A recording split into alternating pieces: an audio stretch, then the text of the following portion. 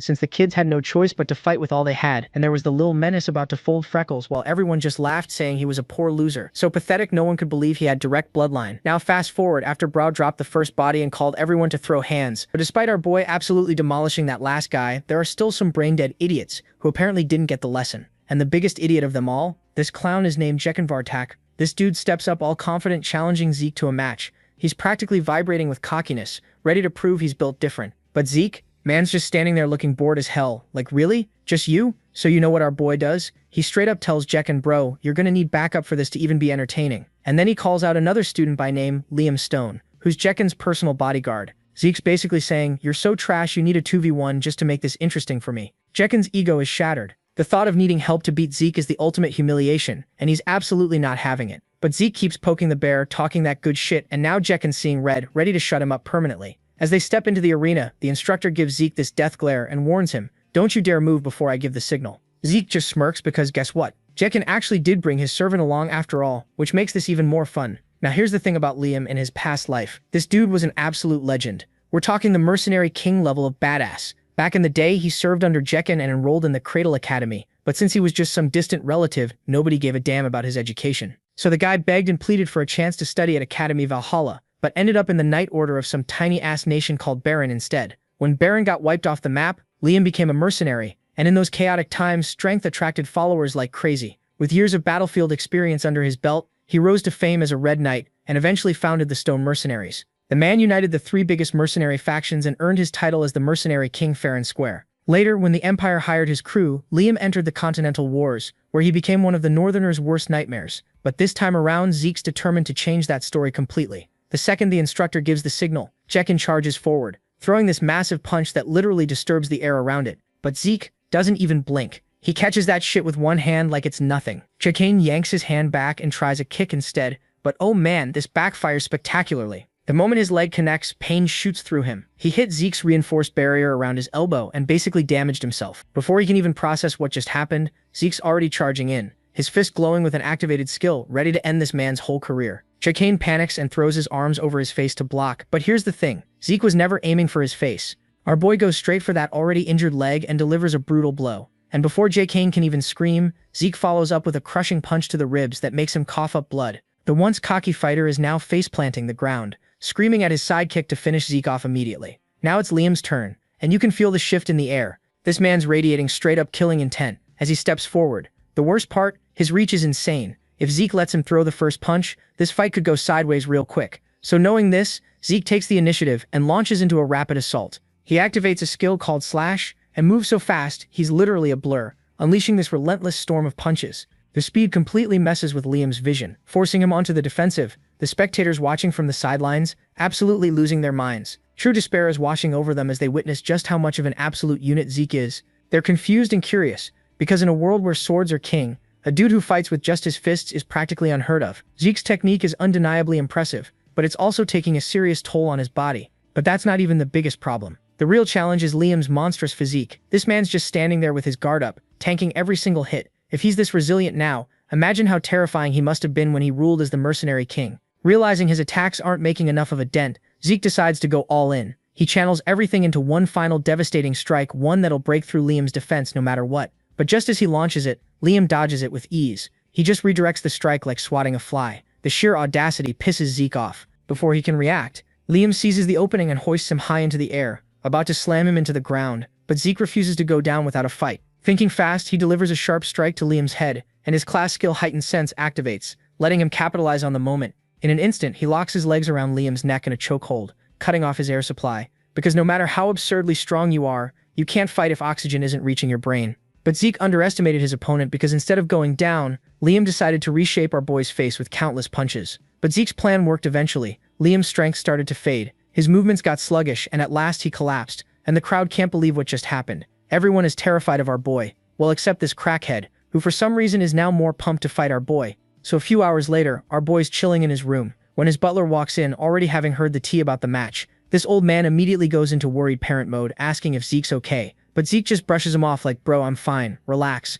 But the butler's not having it. He straight up ignores Zeke and insists on checking his pulse anyway. Now Zeke's no idiot, he knows exactly what this sneaky bastard is really up to. This isn't just a wellness check. Homeboy's trying to see if Zeke's awakened his aura yet. So Zeke extends his hand and the servant channels this stream of blue energy into him. The second Zeke sees it, he does a full double take. Hold up, is this random butler a blue knight? Because imbuing someone else with aura is already hard as hell, but controlling it with this much precision, that's next level stuff. If this old man really is a blue knight, that raises one massive question. What the hell is someone of his caliber doing playing house servant? Quick breakdown of the knight hierarchy. So you're not confused, white swordsmen are the bottom tier, basically kids before they get their blessing ritual. Yellow swordsmen are newbies who just awaken their aura. Then you got purple knights who can reinforce their swords with aura. Blue knights who can manifest actual aura blades. Red knights who've transcended their limits. This is what both Liam and Zeke hit before the regression. And finally black knights who are basically mythical legends. There's only a handful of them in the entire continent. So yeah, having a blue knight as your personal babysitter is absolutely wild. After finishing his little examination, the old man goes all serious and asks, is there something you're hiding?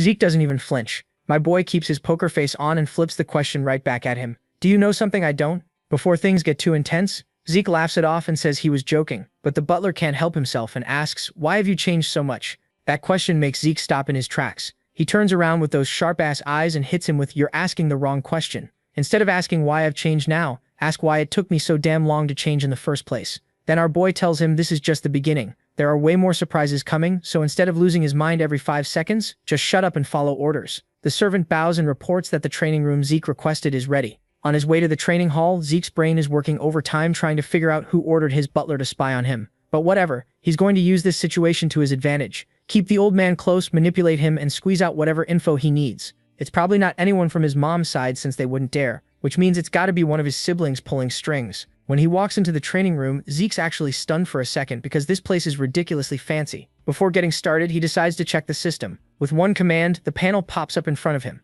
Right off the bat, he notices his slash skill hit proficiency level. Must have leveled up from spamming it during the fight. Then his eyes land on the draconian skill, but it's locked, and locking it needs 10 karma points, and he's sitting at a big fat 0. A system message pops up saying he can earn karma points by killing monsters in dungeons. Well, he can't do that unless he's a purple knight, so that's out of the question for now. Plus, the thing he's most curious about is his regression, and what the hell is this system? Without more info, there's no point in overthinking it. He grips his sword tight. Whether it's through this system or his Draco bloodline, he's going to use everything to get stronger. It's time for some more info. There are 2 main power systems, aura for knights and mana for mages. Knights refine aura in dungeons, mages build up mana through circles, and as you would expect, if you awaken one path, you permanently lose the other forever. Unlike everyone else in his household, Zeke awakened neither a dantian nor a circle, which basically marked him as a total failure, and got him abandoned. After getting tossed aside, he wandered around until he met his master, who taught him the Ether Hall technique, a way to harness nature's energy called ether. To this day, only he and his master can use it, which makes him pretty unique. After 2 hours of non-stop training,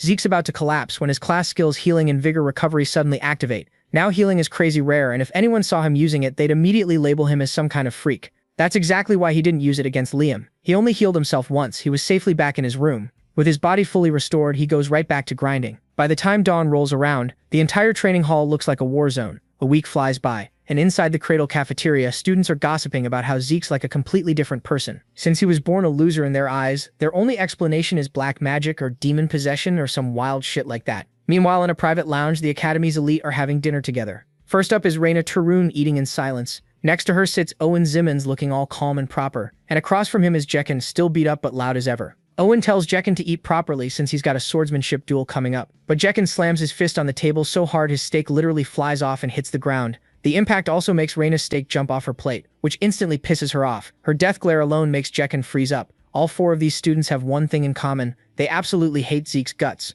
But even with their shared hatred, it's obvious they don't actually like each other either. The only thing keeping this toxic friend group together is their mutual grudge against him. Owen admits Zeke was impressive during pancreation, but he's convinced that in swordsmanship, Zeke's going to be absolute trash. After all, the dude doesn't even know how to hold a sword properly. One of them brings up how pathetic he must be. The man needed a customized sword because standard ones were too heavy for his weak ass. Jekken still can't wrap his head around losing to that inferior piece of trash. He refuses to believe Zeke won through actual skill. It had to be dumb luck. But Reina doesn't buy into their delusions. She looks at them with those cold eyes and says, "If you idiots actually believe that nonsense, then none of you deserve to be knights of the Draker household." Now, if you're sitting there wondering why these clowns were so confident Zeke would get destroyed in swordsmanship, let me give you some context. Unlike pancreation, where things are somewhat controlled, sword duels are fought with real weapons, which is exactly why they're the #1 cause of injuries at this academy. This is where the skill gap becomes painfully obvious, and weak fighters get exposed real quick. A month after these finals, the blessing ritual will go down. That's when Drokers awaken their aura.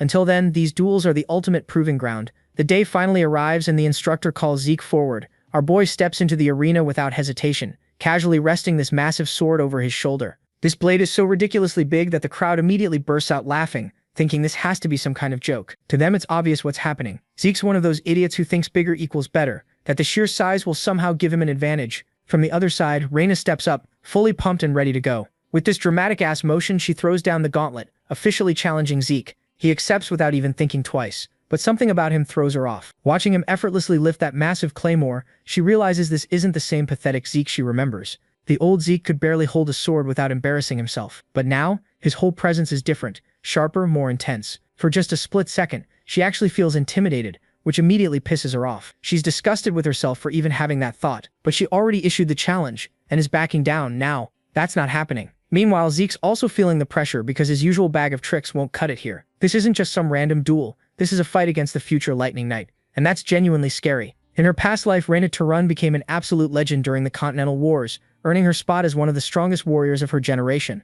Unlike most people, she awakened her aura years before the blessing ritual, a feat that put her in a completely different league. Even though she has this rare gift, she never used her aura inside Cradle, choosing instead to master the fundamentals like a true warrior. But that doesn't make her any less dangerous. The duel kicks off, and their swords crash together in a shower of sparks, neither one backing down. After that first clash, Reina quickly steps back before charging in again. With one powerful strike, she forces Zeke to slide backward. That one exchange tells him everything he needs to know. She's even better than he expected. Without wasting a second, Reina lunges again, her blade moving at insane speed, each swing crackling through the air like lightning. In the background, her so-called allies are getting impatient, yelling, "Just finish this loser already." But one guy who's actually paying attention shuts them down real quick. "You idiots need to open your eyes. She's not the one pushing him back. He's pushing her. From Reina's perspective, she can clearly see openings in Zeke's defense, weak spots she should be exploiting. But every single time she moves to strike those gaps, her attack gets blocked. And that's what's pissing her off the most. It's like this isn't even a real duel to him. It's a damn training session. Every time she lands a hit, he creates another opening, basically inviting her to attack again, challenging her to actually break through his defense. After several intense exchanges, she steps back, breathing heavily and exhausted. But Zeke, man's not even remotely tired. In fact, he looks straight up bored. She's fighting with everything she's got, holding back her aura to rely purely on skill, which is exactly what he expected from someone obsessed with mastering the basics. But now he decides it's time to help her break out of her comfort zone. Zeke dramatically lowers his stance, making it look like he's about to explosively close the distance. Reina, confident in her speed, doesn't think much of it. She's sure that maintaining distance will let her react in time to whatever he's planning. But in literally the blink of an eye, Zeke closes the gap completely, and suddenly he's right up in her face. Before her brain can even process what just happened, he swings that massive sword with enough force to crack the ground beneath them, sending shockwaves rippling through the entire arena. Still, Reina holds onto her strategy as long as there's space between them. She can counter his attacks. Then Zeke swings his sword through completely empty air. At first, it looks like a total whiff, a complete miss. But that wasn't the point. The sheer force of the swing sends debris flying straight into her face, smacking her right in the nose and leaving it bruised and bloody.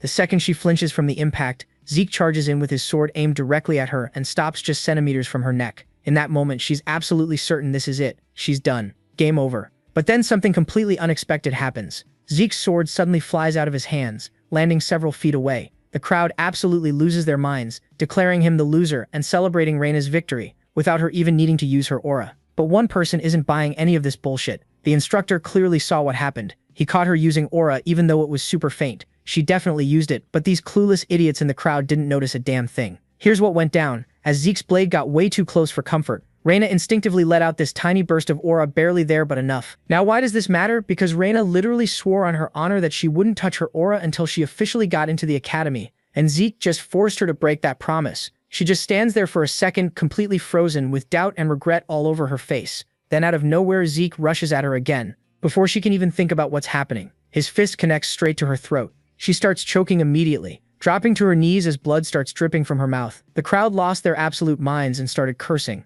Our boy, yo, this was a sword duel. That's straight up a cheap shot. This dude's got no shame. Everyone flips on Zeke instantly, pointing fingers and talking mad shit. But my boy doesn't even bat an eye. He's completely unbothered by all the hate and just calmly looks down at Reina and goes, "So are you trying to keep going or what?" Reina's still struggling to even stand up properly, but she's stubborn as hell and insists she didn't lose, saying the only reason he got that hit in was because she wasn't paying attention. But then reality smacks her in the face. If Zeke had a knife in his hand instead of his bare fist, she'd be straight up dead right now. 6 feet under. That thought alone makes everything click. With some actual respect for once, she admits defeat. The same crowd that was clowning Zeke and calling him human garbage literally seconds ago, now they're all standing there in complete shock, mouths hanging open. Zeke Draker, the guy they've been calling the family disgrace and absolute trash, just won clean as hell. And he didn't beat some random nobody either. He just bodied Reina to run, the future Lightning Knight and one of the most talented fighters in their generation. So we cut to Abel's castle, and everything's a mess. The town's on fire, people are bleeding out everywhere,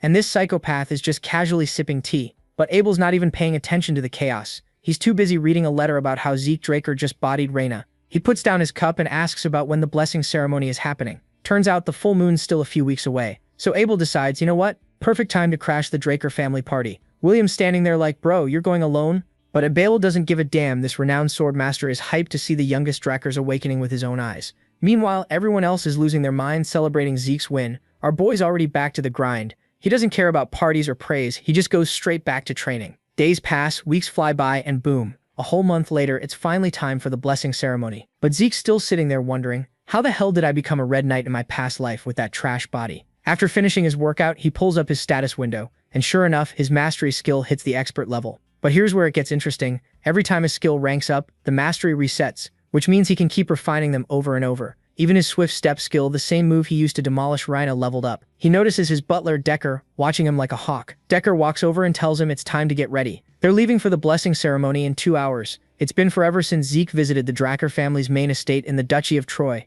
The family's main crib is at the center of the continent, but the blessing ceremony happens at the legendary Dragon Slayer battleground. When he arrives and steps out of the carriage, he walks into the Dragon's Nest lair and immediately realizes this isn't some casual family gathering. The room's packed with vibes. We're talking serious, heavy hitters here. Some of them are definitely spies sent just to observe him, but our boys already know how everything is gonna go. But then his confidence evaporates the second he locks eyes with one particular man, someone who makes his blood boil just by existing. It's Abel, shaking hands with some random guest, looking bored as hell. Abel doesn't care about the ceremony itself except for one thing, his youngest brother. See, the Draker family's second son is known as the Lion Blade, but Zeke knows him by a way more accurate name, the Butchering Knight. Standing face to face with his older brother, Zeke forces himself to stay calm because right now there's jack shit he can do about it. Here's the thing though, in his previous life, Abel never showed up to Zeke's awakening ceremony, which means his actions at the pancration competition changed the timeline. He clenches his fists, frustrated, but then realizes something important. This change might actually be an opportunity. Soon enough, the ceremony kicks off. Aaron's called up first to do the ritual.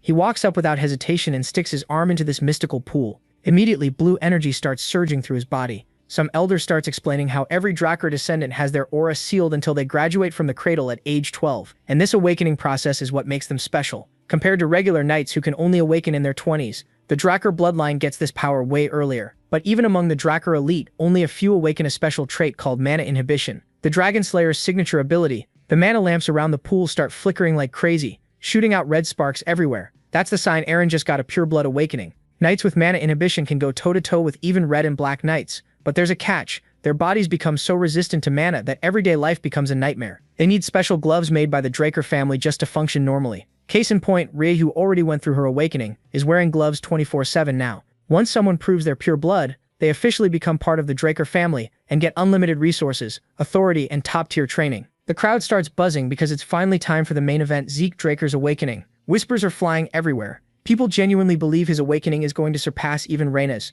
As Zeke steps forward, he gets hit with major deja vu. He stood in this exact spot before. In his past life, this day brought him nothing but shame and humiliation. The blessing ceremony was the only thing that let him stay in the cradle, but the experience left him destroyed. But now, everything's different. He's not weak anymore. He learned to heal, control ether, and actually fight. He built resilience, strength, and the willpower to forge his own path. So as he stands before the bronze statue, he's filled with anticipation, expecting it to grant him something incredible this time. Zeke dips his arm into the pool, and the bronze statue immediately starts shaking violently before suddenly stopping. The entire room goes dead silent. This has never happened before, not once in the entire history of the blessing ceremony. Even Abel looks speechless for a second.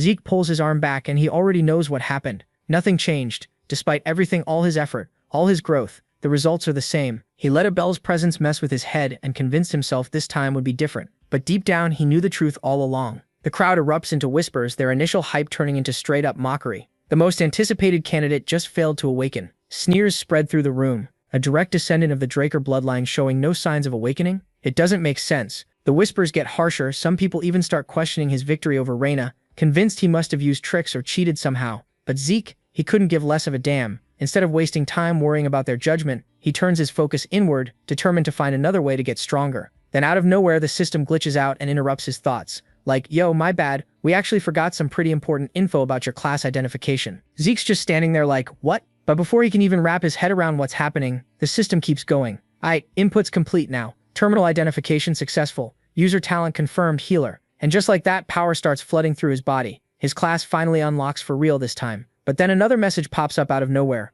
Rare class unlocked. The second that appears, the bronze statue just explodes with light. Not just any light either. Red light, and if you know anything about this world, red light means one thing. Pure blood awakening. The entire chamber lose their damn minds. Everyone's gasping, freaking out, and asking each other how the hell this is even possible. Like this dude just skipped straight to Red Knight status? That's not supposed to happen. The system digs deeper, connecting with something buried deep in Zeke's soul. Turns out it's the ancient dragon's blessing that's been hiding in there this whole time. Meanwhile, Abel's watching all of this go down and his face is completely blank. But wait, there's more, because apparently the system wasn't finished clowning yet. Zeke's existing talents start glowing and merging together, transforming into something completely different. His screen updates one final time, and when he sees the new title, even he's confused. It reads, Unique Class Unlocked, the Immortal. So while our boy's trying to wrap his head around what the hell this new class even is, the whole room's absolutely losing it. People are straight up having mental breakdowns like, wait, wasn't Zeke supposed to be complete garbage? How the hell did this dude pull off a red awakening? Some desperate bastards are trying to convince themselves the statue's busted, but then someone's like, okay, but how do you explain the mana lamps going crazy?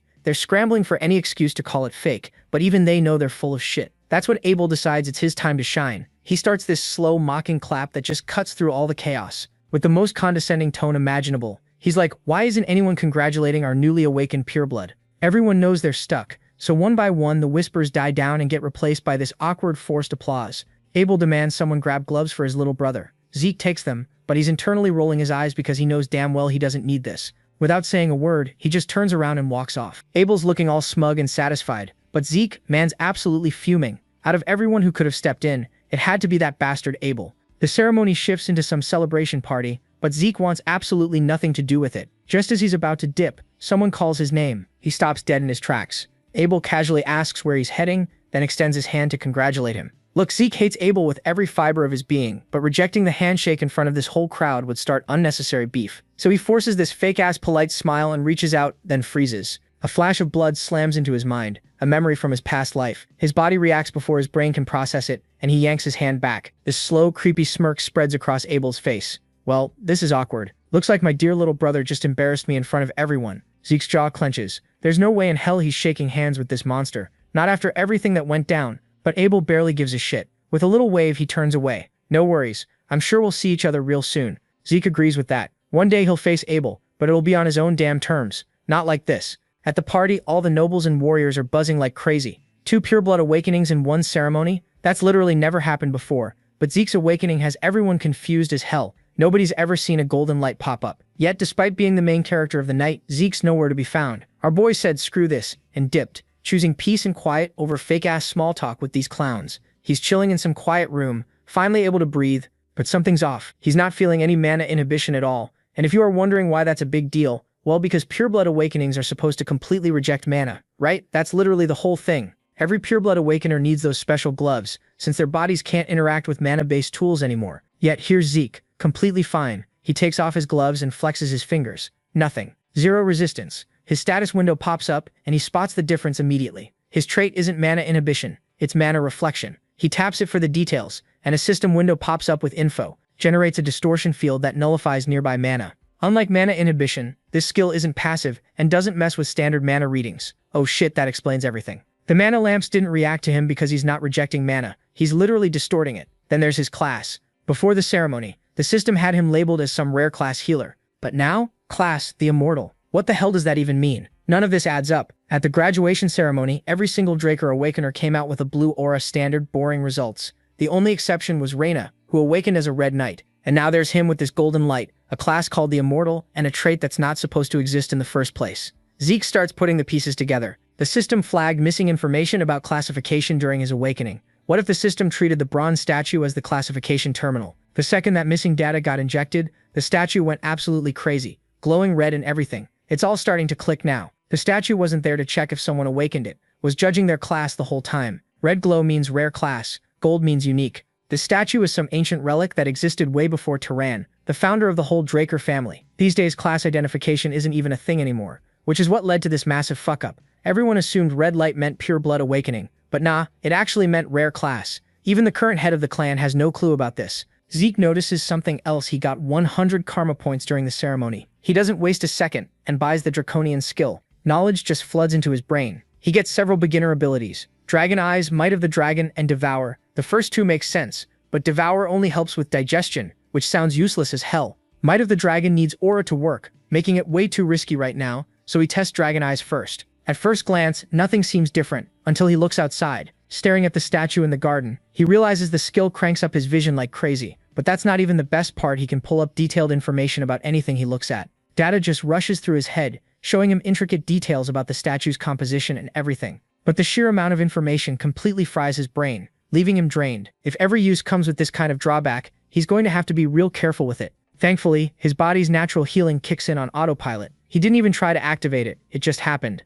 Checking the system again, he finds another surprise. All his class skills converted into passive abilities and already leveled up on their own. His healing factor evolved too. It now repairs his body automatically without him having to do anything. While it seems overpowered as hell, it's not unlimited, otherwise he wouldn't have died in his past life. To test it out, he grabs a blade and lightly cuts his arm. Within seconds, the wound just vanishes without leaving a single trace. Then a smile appears on his face. He knows how broken this ability is. Well, just to put it into perspective, it's so broken that now our boy thinks that he can graduate from the academy in 2 years, which usually takes 5, and for good reasons. The Draker Academy is basically the Harvard of night schools. Everyone and their mom wants to get in. Every semester, Troy City gets flooded with fresh meat, hoping to make it big. Our boy Zeke's walking through campus, sizing everyone up, and yeah, the upperclassmen are walking around like they own the place, acting all mature and capable. But compared to the absolute monsters from the cradle, these kids are just trust fund babies playing dress up with swords. Zeke's looking at all this, thinking, man, my family is seriously fucked up. Now let me break down the power structure real quick. There are 3 main branch families backing the Draker lineage, and they're kind of a big deal. First up, you got the Turun family. These guys are all about that raw strength, and that's Reina's squad. Then there's the Zimmons family, the big brain nerds who run on wisdom and strategy. And finally, the Vardek, the Lannisters of this fantasy world.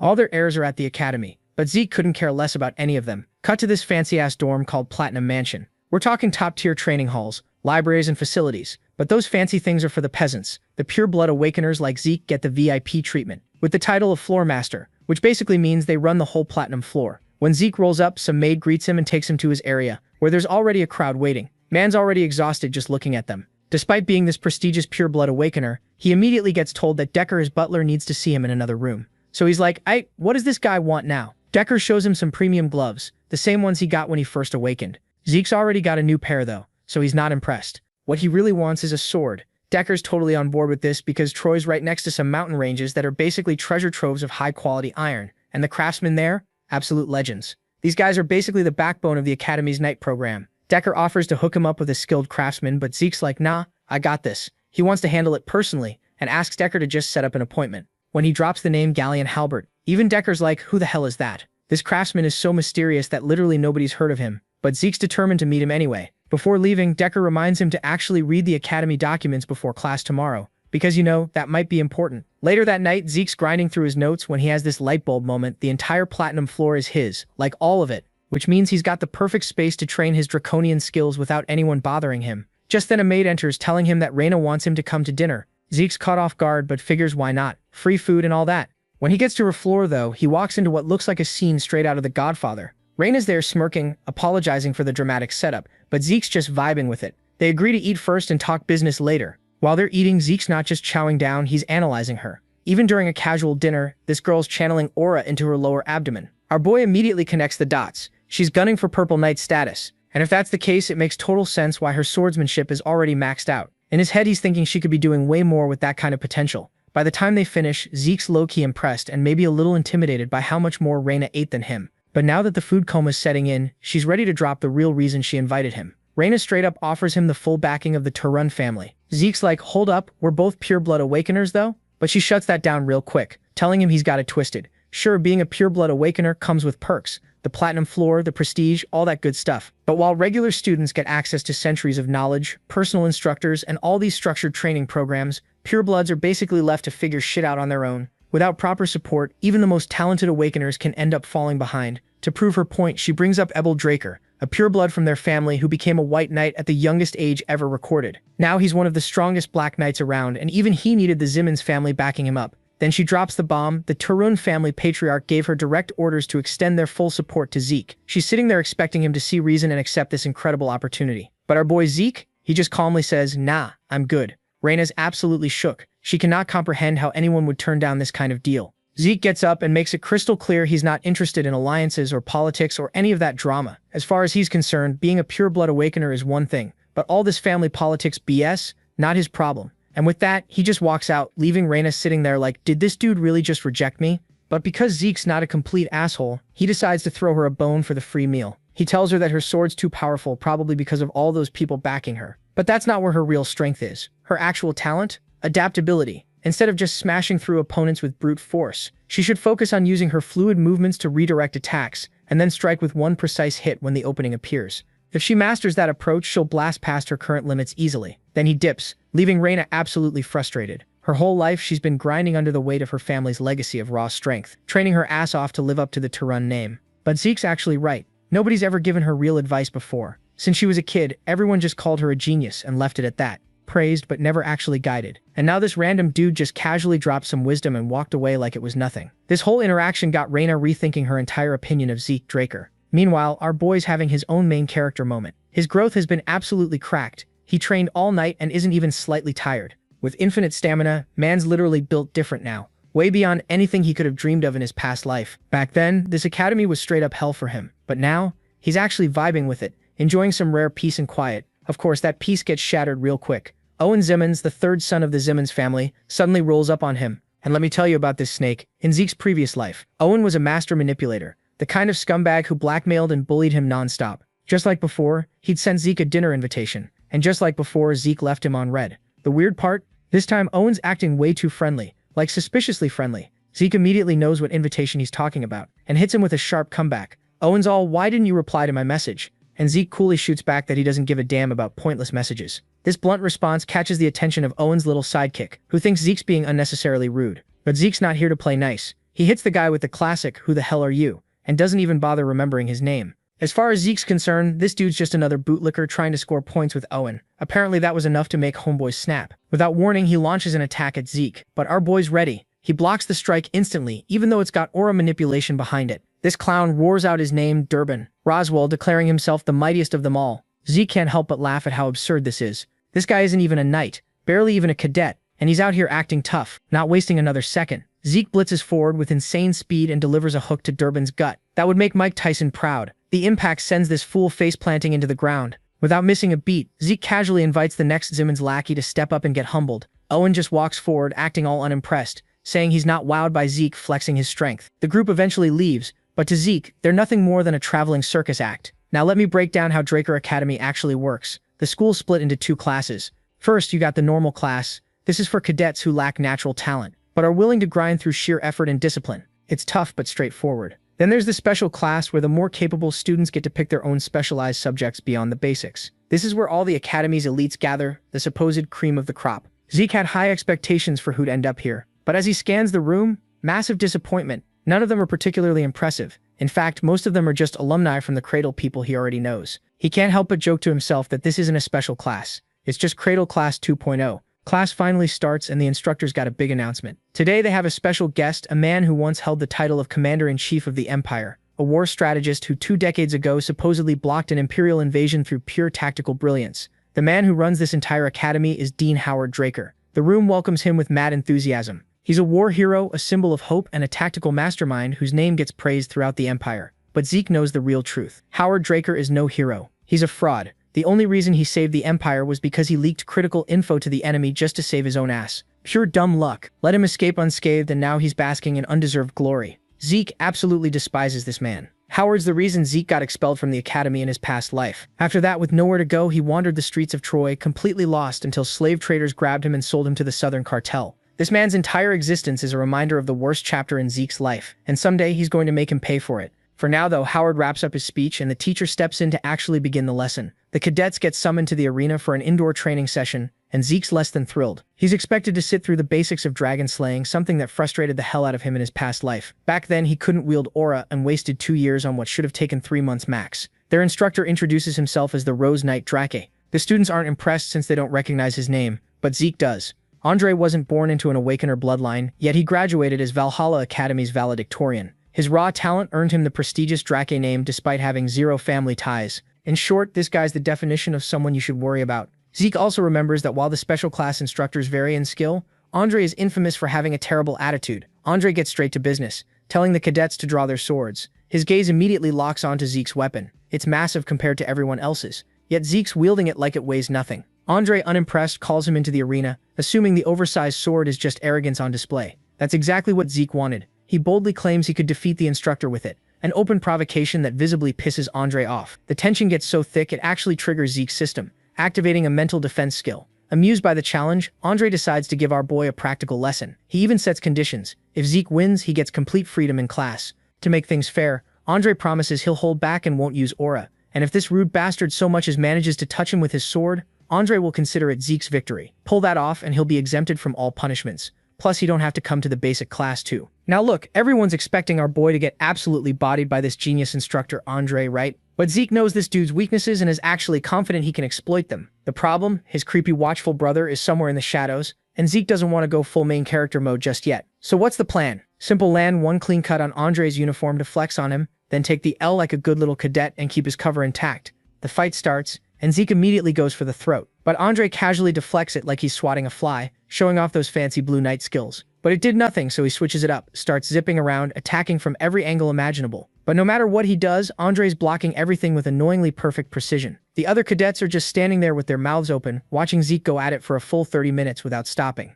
But here's where it gets interesting. Andre's starting to struggle. His grip's getting tighter, his blades shaking, and you can see the exhaustion setting in. He's genuinely confused about how Zeke's still moving around, not even breathing hard. Even though Andre's holding back his power, this fight's way harder than it should be. And that's when it hits everyone watching. Pure-blooded Draker Awakeners are just built different, like it's almost unfair how much stamina these freaks have compared to normal people. Meanwhile, Zeke's over here playing 4D chess, exploiting Andre's one fatal flaw, stamina. See, the Draker family's aura cultivation is always active, even when they're sleeping. For someone like Andre who married into the family and isn't a natural-born Draker, suppressing that aura feels wrong and actively weakens him. And our boy Zeke, he's milking this weakness for everything it's worth. Andre blocks another attack, but Zeke refuses to just lose normally. His pride's screaming at him that he can't take this, so he completely changes strategies, stops trying to create openings, and instead goes for an all-or-nothing move that'll force Andre to stop holding back. Suddenly Zeke backflips, then launches forward at absolutely insane speed. It's swift step, some advanced movement technique that cadets shouldn't even know.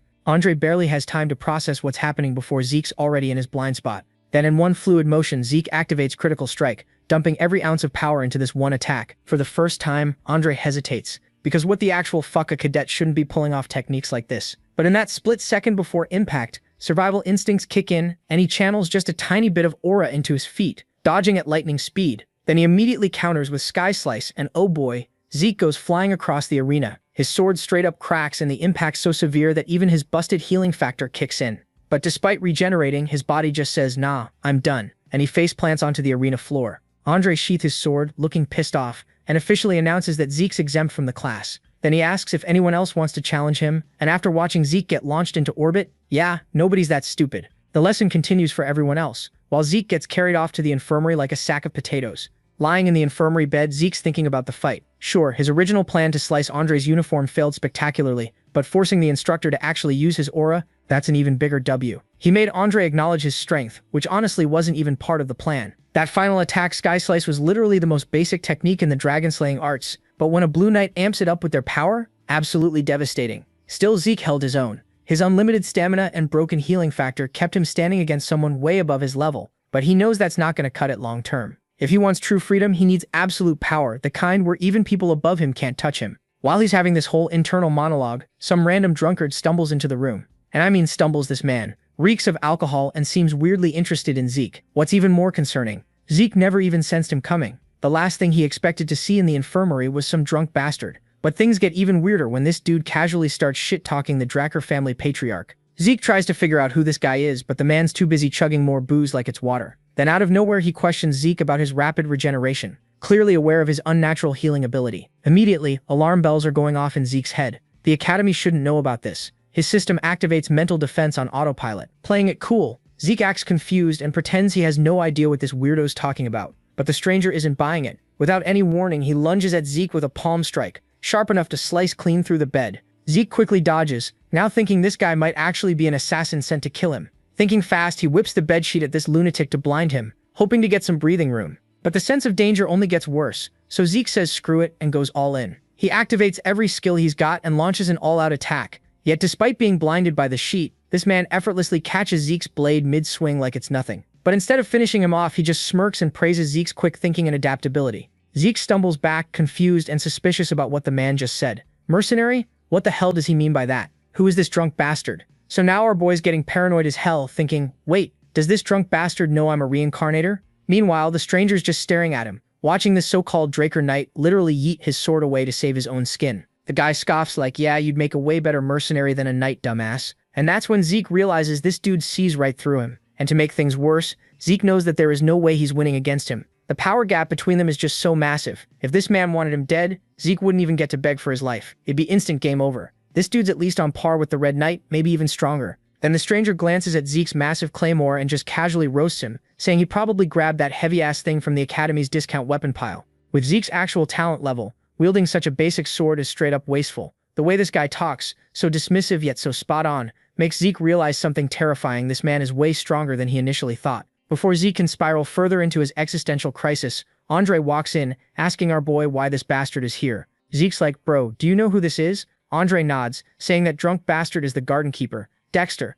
Zeke's brain is literally blue screening right now. He's wondering how the hell the Academy even employs this guy. Meanwhile, Dexter just smirks and asks Andre how he even tracked him down. Andre shrugs, saying he spotted him lurking in the training room earlier. Then he turns to Zeke with zero chill and says, if you're healed up, get the fuck out. and Zeke had no intention of staying there, so he does as he was told and awkwardly starts backing away. But Dexter suddenly stops him, making Zeke an offer if he actually wants to learn something worthwhile, he should swing by the Academy's western greenhouse. There's this awkward silence, and then Zeke, being the arrogant bastard he is, just straight up says no, and walks away. After leaving the room, Zeke starts connecting the dots because nothing about this situation makes sense. If this gardener can talk so casually about Arthur, the Draker family patriarch, then there's only one possible explanation. Dexter isn't just some mysterious side character. He's the legendary Duke Draker, the Gale Knight. The realization smacks Zeke in the face like a brick. This is the same absolute madman who once took on an entire kingdom solo. One of the rare knights who can wield martial force. A warrior so chaotic that he allegedly became a Black Knight just because he thought it looked cool. And despite his insane reputation, the guy just vanished and decided to cosplay as a gardener at some random academy. Zeke glances back at Andre, thinking maybe he ended up here because of Dexter too. But honestly, none of that matters to Zeke right now. He's not interested in some basic training montage with starter techniques. If he's going to learn from Dexter, it won't be for small fry moves. It has to be the man's ultimate technique. Cut to the Magic Academy, where Professor Fanon is awkwardly trying to lecture a room full of corpses. Students. Any questions? He asks, fully expecting that no one was paying attention. And yeah, the entire class is either passed out or mentally checked out. It's depressing as hell, but he soldiers on. Then, like a miracle from the heavens, a single hand goes up. It's Zeke asking about the mana energy transfer law Fanon just mentioned. Fanon's whole demeanor does a complete 180. The man's eyes light up. It's been ages since a student actually gave a damn about his class. He eagerly breaks down the concept in detail, making sure Zeke fully understands, probably holding back tears of joy the whole time. After class, the other students are bitching about how theoretical and boring the subject is, treating it like mandatory nap time. But Zeke? He found it ridiculously easy to grasp and now realizes something: this guy Fanon is actually competent as hell. As Zeke's about to leave, Fanon stops him. With genuine emotion, he thanks Zeke for actually being curious and engaged. It's been forever since he's taught a passionate student. He even offers to be available anytime Zeke has questions. Then he drops this bombshell. He's still an alumnus at Deloa Magic University, literally the birthplace of modern magic. That catches Zeke's attention. He hadn't expected this awkward professor to have such a stacked resume. Deciding there's no downside to having a skilled mage in his corner, Zeke accepts. In his mind, mages who are good at math tend to be smart as hell. Better to have a clever magic user as an ally than another stuck-up knight. He figures Fanon might come in handy later. The second Zeke steps outside, his thoughts get interrupted. Dexter's waiting there, and judging by his expression, his patience has completely evaporated. Finally done? Dexter asks, arms crossed, looking annoyed as hell. Before Zeke can even respond, Dexter cuts him off. Why the hell didn't you show up at the greenhouse? Clearly he was expecting Zeke to take the hint when he offered to teach him earlier, but Zeke just shrugs and bluntly repeats himself. He's not interested. Dexter's irritation skyrockets. He starts acting like a whiny child throwing a tantrum, but Zeke stands firm. He acknowledges that Dexter isn't just some random NPC, but he's too focused on his own training grind right now to deal with this. Dexter seems to accept this until he doesn't. Without warning, the man just vanishes from Zeke's sight. Before our boy can even process what just happened, he feels a sharp impact. Everything goes black. When Zeke finally wakes up, he's somewhere completely different. Blinking, he looks around, the western greenhouse, and Dexter's just standing there looking relieved. Finally awake? Zeke crosses his arms deadpan. You realize this is literally kidnapping, right? Dexter, completely unfazed, just shrugs. Yeah, I know. And he smirks, making it crystal clear. He's openly interested in Zeke, and isn't even trying to hide it anymore. Zero patience whatsoever, Zeke thinks, but he's not sticking around for this bullshit. Without hesitation, he activates swift steps and bolts for the exit, or at least tries to. In literally the blink of an eye, Dexter's in front of him, blocking his escape route. Annoyed but not giving up, Zeke makes another run for it, only to fail again. Dexter effortlessly keeps up, shutting down every escape attempt like he's playing with a toddler. Not wanting to be treated like some helpless kid, Zeke switches tactics. With a smirk, he teases, "What is it about me that's got you so obsessed, huh?" Dexter doesn't even hesitate. "That crazy healing ability of yours." Zeke grins. "So that's what this is about." He decides to push it further. "Well then, if you want answers, you'll have to beat them out of me." Dexter vanishes. Zeke tenses, eyes darting everywhere. Where did he? A sword comes whistling through the air, aimed straight at his back. He barely catches it in time. Gripping the weapon, he narrows his eyes. What the hell are you trying to prove? Dexter told him that he's doing what Zeke told him. He wants answers, and if he wants, he can easily beat it out of him. But that would be boring. He lays out the terms. If Zeke can land even one strike on his clothes, he wins. But if he doesn't, he'll have to tell him everything. The scene shifts, and at this point our boy has been throwing hands with Dexter for hours now, and let me tell you, it's not going well. Every punch, every strike, every move, this man dodges it all, like he's got cheat codes enabled. Zeke's got infinite stamina and regeneration, so he just keeps coming back like a Dark Souls boss, but my guy still can't land a single hit. Dexter's starting to notice something's off though. This isn't just some kid with good cardio. Bro's injuries are healing in real time and he refuses to stay down. But Zeke knows what's up. stamina alone isn't winning this fight. He needs to pull out the big guns. And that's when he remembers Might of the Dragon, this insanely apt skill he's been too scared to use because it's risky as hell. But looking at Dexter, yeah, no more playing it safe. Our boy activates it and immediately his whole vibe changes. Purple energy starts crackling around him, swift steps kicks in, and suddenly he's moving way faster and sharper than before. Dexter notices the upgrade and goes, "Not bad, but I fought faster, trying to stay cool." But then he sees Zeke's eyes, and it's not just determination anymore. There's something absolutely feral in there. Dexter's low-key impressed and decides to humor him by activating a bit of his own aura. Big mistake. The second he does, Zeke unleashes the full might of the dragon and actually catches him off guard. Dexter manages to break Zeke's sword and push him back, but he's genuinely confused because what the hell just happened? Using the dust cloud as cover, Dexter figures Zeke must have used some vision trick and assumes he's hidden now. Wrong. Zeke's got dragon eyes active, locks onto him through the smoke, and strikes from behind, finally lands a hit, but then Dexter just vanishes. Like completely disappears. Zeke's standing there like, wait, what? And then it clicks. This must be the Duke's secret move, some teleportation ability that creates wind gusts. That's why they call him the Gale Knight. Before Zeke can process any of this, Dexter appears behind him, calls the fight a draw, and proceeds to absolutely demolish him anyway. The system immediately starts screaming alerts at Zeke, saying his body's hit its limit from skill spam, his consciousness is shutting down, whether he likes it or not, and he passes out on the spot. Cut to hours later, Zeke wakes up in his room. Dexter probably carried him back. He's mad about losing, but also realistic. The Black Knight was always going to win this. He thinks back on his strategy. He kept repeating the same attacks to make Dexter lower his guard, then switched it up last second with the dragon's full power. Even with all that planning, he barely got one hit in, and that move Dexter pulled at the end, definitely his trump card. Zeke's kicking himself for overusing his dragon skills because if he'd stayed conscious longer, he could have learned more. But at least he saw that secret technique in action. The same ridiculous speed and honed physique that helped Andre climb the ranks despite having trash stamina. The real win here, though? Might of the Dragon was strong enough to make a Black Knight hesitate. Against weaker opponents, they're getting cooked. No contest. Then Zeke gets a system notification. Swift steps leveled up. But that's not even the crazy part. His soul developed and he unlocked new system functions he can buy with karma points. He scrolls through and sees a mini-map, inventory, and quest book all available. After checking everything out, he decides to unlock the inventory first. The system explains it's basically magic storage. Think of an item's name or shape and boom, it appears or disappears. Zeke tests it with his claymore. One thought and the sword vanishes into the inventory window. Another thought and it's back in his hand. He thought it'd be basic storage, but this is actually insane. In his past life, he struggled so hard to keep valuable artifacts safe. If only he had this back then. Apparently he can expand the storage with more karma points too. And the wildest part? This whole thing is just a low-rank administrator skill. Man's already wondering what ungodly powers unlock at high rank. Realizing karma points are valuable as hell, Zeke decides to spend them carefully. But before he can plan anything, there's a knock. Dexter walks in with a message, and when he mentions it's from the garden keeper, Zeke smiles. His efforts paid off. Reading the invitation, Dexter tells him he can come back for a rematch whenever. Zeke's hyped because Dexter called their fight a draw before beating his ass, which means there's still a chance to prove himself. Before leaving, Dexter drops one more update. He found the blacksmith Zeke mentioned, but when Zeke asks about setting up an appointment, Dexter awkwardly admits it didn't go well. The blacksmith straight up refused. Zeke's shocked to hear the man's completely given up on forging weapons. The next day, Zeke decides it's time to hit up the blacksmith himself. So there he was, standing at the same shop he used to visit in his past life. The second he sees that busted up old sign, nostalgia hits him like a truck. He walks in and immediately starts thinking about his legendary sword from back in the day. The Radiance of Graham. That thing was an absolute beast, forged by Galleon, the exact dude he's here to see now. In his past life, this blacksmith made it as a thank you gift for Zeke saving his ass. But Galleon wasn't just some random guy who bangs hammers all day. Nah, man earned the title Blacksmith of the Soul because he could literally read your soul and craft the perfect weapon, specifically for you. Zeke never questioned it back then. Galleon made exactly what he needed, a sword that could swap ether for aura, which was absolutely cracked.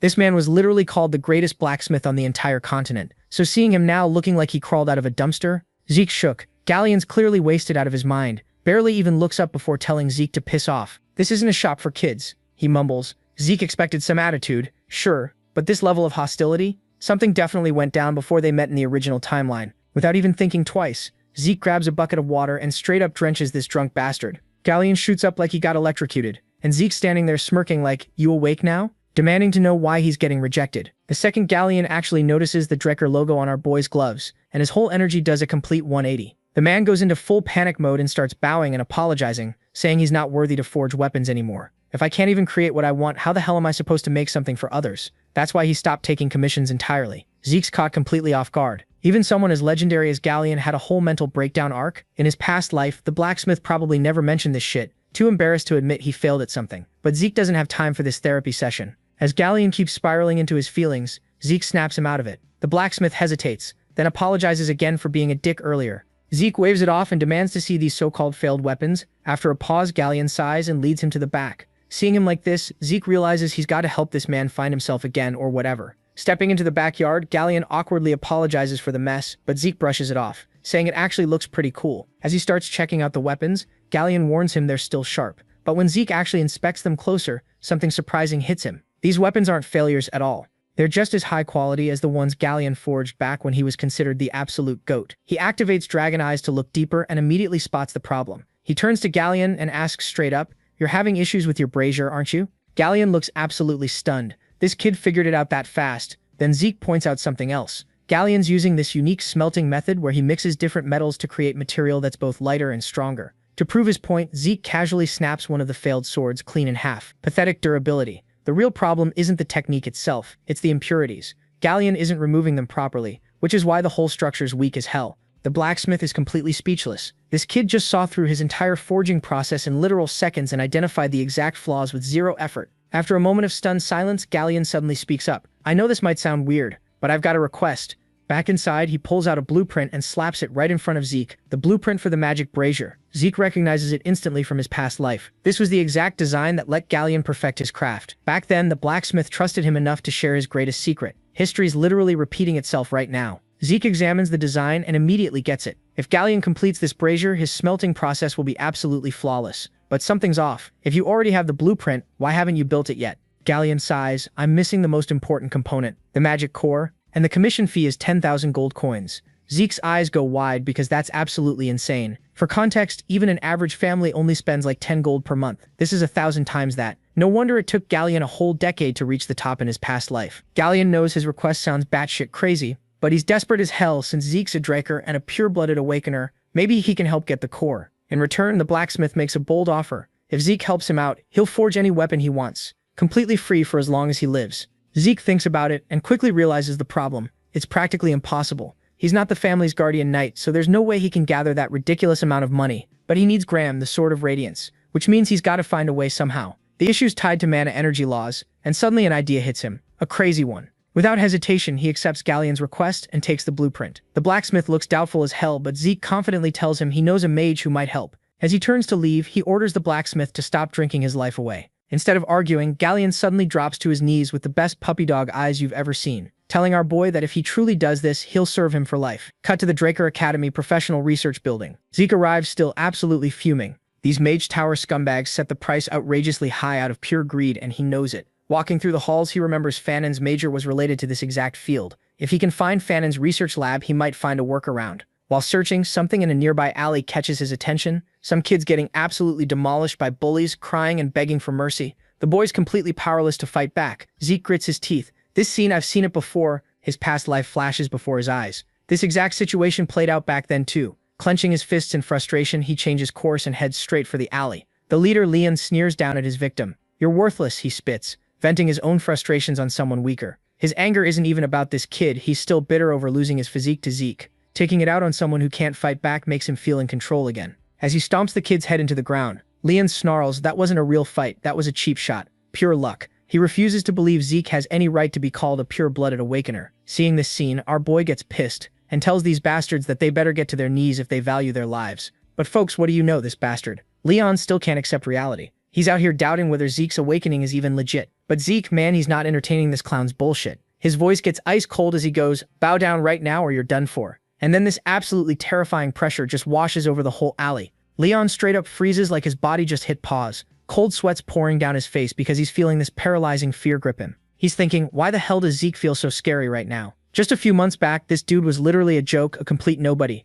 But standing here now, he's a whole different person. Leon grits his teeth, his pride getting absolutely demolished. He calls Zeke some inferior piece of trash and orders his goons to jump him all at once, because that's what smart people do, right? Zeke doesn't even break a sweat. Some dude throws a punch at him, but he dodges it easily while giving them one last warning. Then boom, he just starts dismantling the entire squad. The first guy drops instantly. The next one barely processes what's happening before he's eating dirt. Another moron comes flying at Zeke, and our boy just catches him midair and yeets him backward like a bag of trash. In literal seconds, the whole gang is laid out on the ground groaning in pain. Leon's watching this, sweating bullets and thinking, is this really the same Zeke? Our protagonist walks up to him with the cockiest grin you've ever seen and goes, relax, it's only going to hurt for a second. Leon is terrified out of his mind. He stumbles back and pulls out his sword, shouting, stay away from me, I swear I'll cut you if you come closer. With his hands shaking like crazy, Zeke's expression gets dark and he calmly reminds this idiot about the rules. Drawing a weapon inside the training area has some serious consequences. Leon's breath catches because he's so panicked he completely forgot about that. Now he's trapped in his own mess like the dumbass he is. But Zeke doesn't let him off easy. He pulls out his own sword and says that according to Academy law, their fight won't end until one of them is dead.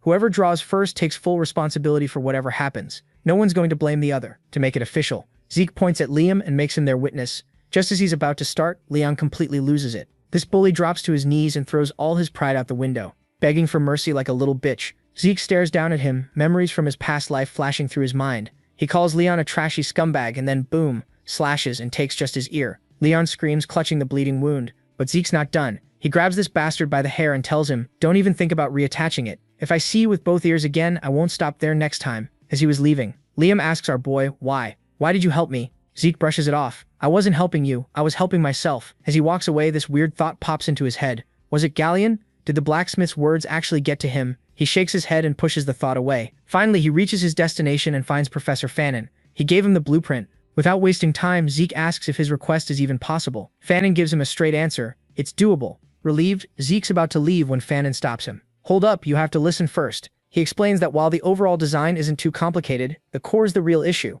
The core is basically the heart of the machine. It controls the power output. But because of the circuit's weird restrictions, it needs a massive amount of energy despite being tiny. The real problem? They also gotta adjust the energy output in real time or the whole thing becomes useless. Zeke processes all this and asks, so is there actually a way to make it? Fannin nods. There are two options. The first one is completely redesigning the core, but it would take a decade, maybe even 15 years. Zeke's jaw drops. 15 years? Fannin sighs and repeats, it would take forever. Then he mentions the second method, one that lets them skip redesigning the core by using a different material. This would save them years, but there's a catch. They need a high-compression mana stone. The second Zeke hears that, he jolts up. You can't be serious. He knows exactly what that is, an ancient artifact so rare that even modern tech can't make it. Fannin confirms it. Yep, and finding one in a ruin is basically impossible. If we want a stone that actually works with this design, it'll cost 3,000 gold. Zeke just goes silent. 3,000 gold. He barely wrapped his head around, needing 10,000 for the magic brazier, and now this. He just stands there completely overwhelmed. 15 years is obviously not happening, but 3,000 gold isn't exactly pocket change. And to make things worse, if anyone finds out he can't actually use aura, he'll get kicked out of the academy immediately. Everyone thinks he can wield aura because of what went down at the blessing ceremony. But the truth, it was all smoke and mirrors, a trick using his ether and healing abilities. No matter how hard he tries, he straight up can't use aura.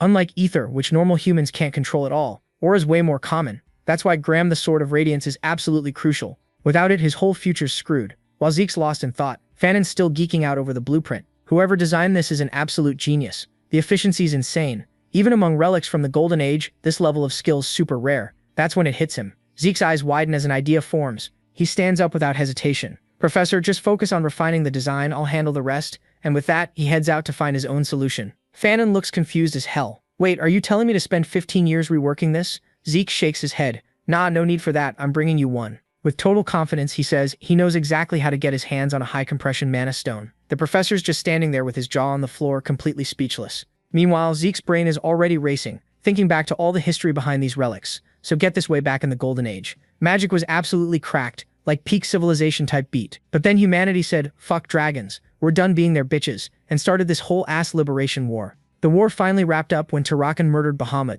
the evil dragon overlord. After that, humanity chilled for a whole century, living their best lives, but the dragon lairs they left behind were loaded with remnants from that golden era. These ancient relics, called the Hero King's remnants, were so advanced that modern humans can't even figure out how to recreate them. And among all that treasure, the high-compression mana stone, a relic so powerful it could provide energy for an entire village. That's the prize our boy's hunting for. Cut to Draker Academy's central library, and Zeke's walking into this place that's basically abandoned at this point. Nobody uses it anymore, but it's still kept clean and maintained because apparently the legendary hero Tarakan Draker himself built this place decades ago, so it's got that historical significance, you know?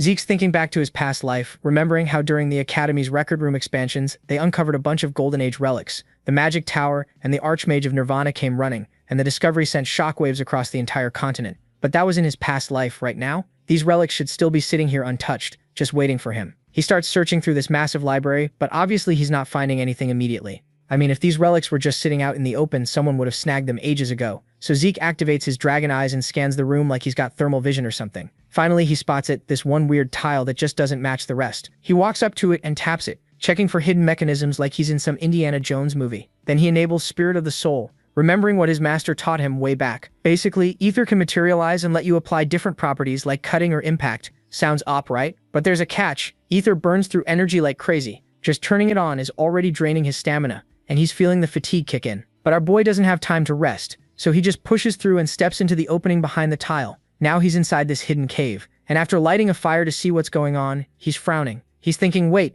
in my past life, these ruins weren't discovered until like a decade later, and I don't remember it being this deep underground. What's going on? Just then, he hears something moving. His heart's pounding, and he's panicking. Like, did someone already find this place before me? He peeks ahead and spots skeletons. But these aren't your regular dead bodies. Nah, these bastards are moving, holding shovels and pickaxes like they've been digging for something non-stop. Zeke immediately scans them with dragon eyes and confirms they're not controlled by a lich. Good news, that means he can destroy them without dealing with some necromancer. Our boy doesn't waste a second. He activates Critical Strike and charges forward, going full berserker mode and absolutely shattering these undead workers before they even know what hit them. As he's finishing them off, a system notification pops up saying he earned 2 karma points. Zeke grins because in all his excitement about finding the artifact, this absolute genius completely forgot he could farm karma points this whole time. But now that he remembers, oh, his expression gets wicked. This is the perfect opportunity to grind. He pushes forward without hesitation, tearing through 20 more skeletons like they're tutorial enemies, racking up points left and right.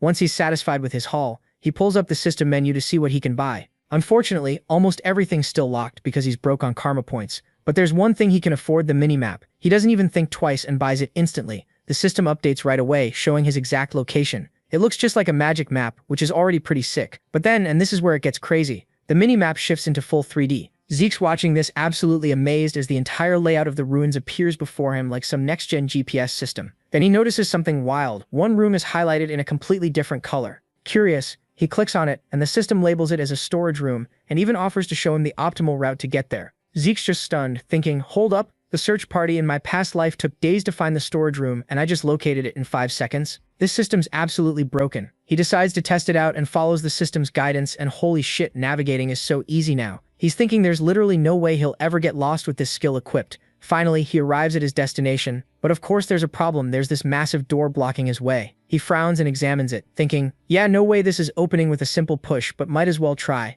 The second his hand touches the surface, a surge of magic just blasts him backward. His glove literally catches on fire, forcing him to yank his hand back immediately. Zeke's staring at his hand, thinking, damn, if I weren't wearing these gloves, my hand would be cooked right now. Now it all makes sense why the Archmage of Nirvana and the Magic Tower came running when this place got discovered in his past life. Realizing he's not going to brute force his way through this door, he turns to the system like, alright, got any ideas? The system connects to the security device and tries to override it, but after a few seconds it straight up fails. Instead, it activates the manual override. Zeke blinks, confused. Wait, did you just reply to me? And the system goes, affirmative. His eyes go wide because he wasn't expecting an actual conversation here. A crazy thought pops into his head. If the system can talk to him, maybe, just maybe, he can get some real answers. So he immediately fires off the big question. Why was I regressed? No response. All right then. Who's behind the administrator system? Nothing. Frustrated as hell, he tries one last time. Who created this system? But nope. Annoyed, he gives up. Fine, forget it. Just open the damn door. The system confirms, and with this low rumbling sound, the entrance to the Dragon Slayer storage room finally unlocks. The second Zeke steps inside, his eyes go wide in pure disbelief, just like they did in his past life. There are rows and rows of chests, absolutely packed with priceless relics and treasures. Finding even one of these in some random ruins is nearly impossible. Yet here they are, just sitting here waiting to be claimed. He methodically searches through each chest until he finally spots what he came for. High compression mana stones. There are 4 of them total. Without hesitation, he spends a karma point to expand his inventory and secures one. Unfortunately, his storage is still way too limited to grab everything, so he makes a mental note to come back later when he can claim it all. Just as he's about to bounce, this eerie sensation washes over him. Instinctively, he glances back, and in an instant, glowing magic circles appear all around him. Before he can even react, the spell activates and he gets teleported away. The sudden shift makes him stumble, and as he catches his footing, he quickly scans his surroundings. This place is completely unfamiliar. He turns to the system demanding answers like, yo, where the hell am I? And the response? He's now inside the home of the Dragon Slayer. Zeke racks his brain, but in his past life, he had never heard of this place existing. The dimly lit room is lined with coffins, which is creepy as hell. He opens his mini-map and realizes he's not that far from where he just was, but there's no visible path connecting the 2 locations. That can only mean one thing. This is an undiscovered hidden area. Seeing this rare opportunity, he rushes to one of the coffins and pries open its heavy concrete lid. Inside is a full set of medieval armor just resting there in silence. The system quickly identifies it as Dragon Slayer, exclusive equipment. He lifts the armor up and notices all these scratches and dents, remnants of battles from way back. Something about it feels different from the Golden Age armor he's used to seeing. Then his eyes catch this unusual circular hole on the back, and it clicks instantly. Wait, this must connect to those mana stones I just grabbed, wasting zero time. Zeke opens his storage and pulls out one of the high-compression mana stones. He's not about to let an opportunity like this slip by. As he slots the ancient relic into place, the system immediately confirms the successful installation of the mana battery. A pulse of energy surges through the armor and its surface begins to glow as it comes to life. Watching this activation unfold, a grin spreads across Zeke's face, thinking this discovery could change everything. A second later, the armor started glitching uncontrollably, twitching and convulsing like a malfunctioning robot. Zeke's excitement instantly turned to alarm, and before he could do anything, the entire set just exploded, filling the room with thick smoke. The system finally chimes in like, oh yeah, an overload caused critical equipment failure. It even mentions it tried to warn him about the explosion, but clearly that message arrived a little too late. The system awkwardly apologizes for the delay, but at least the blast didn't cause any serious damage to Zeke. On the bright side though, he confirmed one crucial fact. The high-compression mana stones are the power source for these ancient armors, but that just raises more questions. What kind of insane abilities does this armor have that it needs that much energy? He makes a mental note to ask Professor Fannin about it once he gets out. For now, our boy's done checking out the creepy coffin room and decides to explore the rest of this dungeon. He's going from room to room, and surprise, surprise, they're all completely empty. Finally, he reaches the last room, and at first it looks just as boring as the others. But then he spots something sitting in the middle, a glass cube. The second he looks at it, a system notification pops up, and Zeke just freezes. You can literally see the oh shit moment hit him as sweat starts dripping down his face. He's thinking, what kind of psychopath was my ancestor? Because guess what's chilling inside that cube? The heart of Bahamut, the cursed light dragon. Yeah, the OG Draker literally killed this legendary dragon, ripped out its heart and went, you know what? I'll just leave this here for the kids. Like, bro, most people leave behind money or a sword, not a cursed dragon heart. No wonder Zeke felt that creepy energy back in the storage room. But compared to what he felt before, this is on a whole different level. Then the system hits him with the heart of the cursed light dragon is reacting to your presence, and right on cue, dark energy explodes out of nowhere, wrapping around him like some kind of invisible prison. A voice starts whispering in his head, you have no choice. Then it gets louder and angrier, straight up screaming at him, kill them all. Zeke's vision starts getting blurry. His thoughts are getting all twisted and violent, and he's literally losing his mind. Luckily, his indomitable mental defense kicks in and snaps him out of it. He gasps for air, his head's pounding like crazy, but something's still wrong. He can feel it, his body feels different, like something's off. Then he notices it. One of his eyes has turned completely black. The dude's just standing there like, well, this can't be good. Before he can even process what just happened, boom, another system notification. This time it's an urgent quest called Tarakan Draker's Test. Basically, he's got to defeat the curse inside Bahamut's heart. And before he can even think about how to do that, the darkness comes back harder than before. His mental defense tries to fight it off, but for the first time ever, it straight up fails. This massive wave of murderous rage just crashes over him, and that voice is back, roaring in his skull. Kill them all. It's drilling into his brain, demanding he give in. His vision goes dark, his body locks up, and now both his eyes are pitch black. The voice is promising him freedom, real freedom, if he just submits to it. But Zeke's not buying that BS. With every bit of willpower he's got left, he fights back and makes a split-second decision. He slams his head against the glass cube as hard as he possibly can. The pain jolts through his skull, and yeah, it hurts like hell, but it clears his mind just enough. Blood's running down his face, but he's actually grinning like a psycho, and says, you call this freedom? What a joke. Because real freedom isn't something handed to you on a silver platter. You have to earn it. The glass cube shatters into a million pieces, breaking the curse with it. The system confirms urgent quest complete. Zeke just officially claimed his ancestor's dying gift, but man, that fight took everything out of him. He's mentally exhausted, like a mountain just collapsed on his brain. If he'd hesitated for even a second, he'd be toast right now. His body realizes how screwed up he is and activates his healing factor and infinite stamina to patch him up. Then something wild happens. Bahamut's heart, now freed from the curse, starts floating up in the air with this crazy glowing light. It slowly drifts towards Zeke's chest, and the moment it touches him, this massive wave of power surges through his entire body. And by power, I mean pure, agonizing pain. This insane amount of pure mana, way beyond anything he's ever felt, floods into every cell in his body.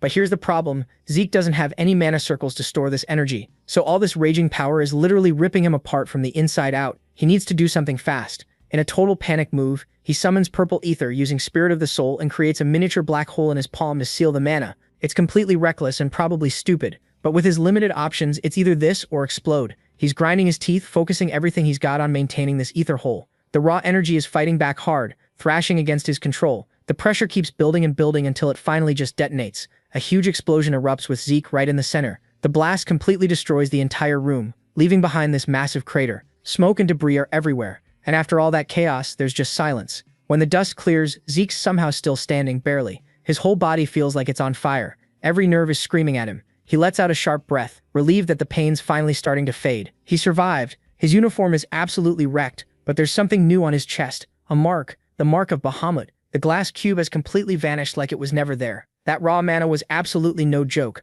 Honestly, it's a straight-up miracle. Zeke's even alive, but his quick thinking saved his ass. As he looks down at the broken pieces on the ground, he catches his reflection and sees the mark, now branded on his chest. It looks like sealing all that rampaging energy came with some side effects. Then the system drops another notification. Absorption of the cursed light dragon's heart complete. And it's followed by a flood of information. The crazy amount of mana he absorbed has completely transformed his body. His body isn't normal anymore. It's been upgraded to something way beyond human. His body is now divine. But of course there's a catch, because there's always a catch. The system detected that his current skills aren't strong enough to handle this new power. So to keep him from exploding, it forcibly sealed away 95% of the energy. But wait, there's more. Since he's the inheritor of his ancestors' legacy, he's now got access to Tarakan Draker's secure library. On top of that, a beginner quest book just unlocked, and there's a low-level administrator tutorial waiting for him. Zeke's just scratching his head like, a divine body, a library, a tutorial. What the hell am I supposed to do with all this? It's way too much info to process right now, so he dismisses most of the notifications except for one.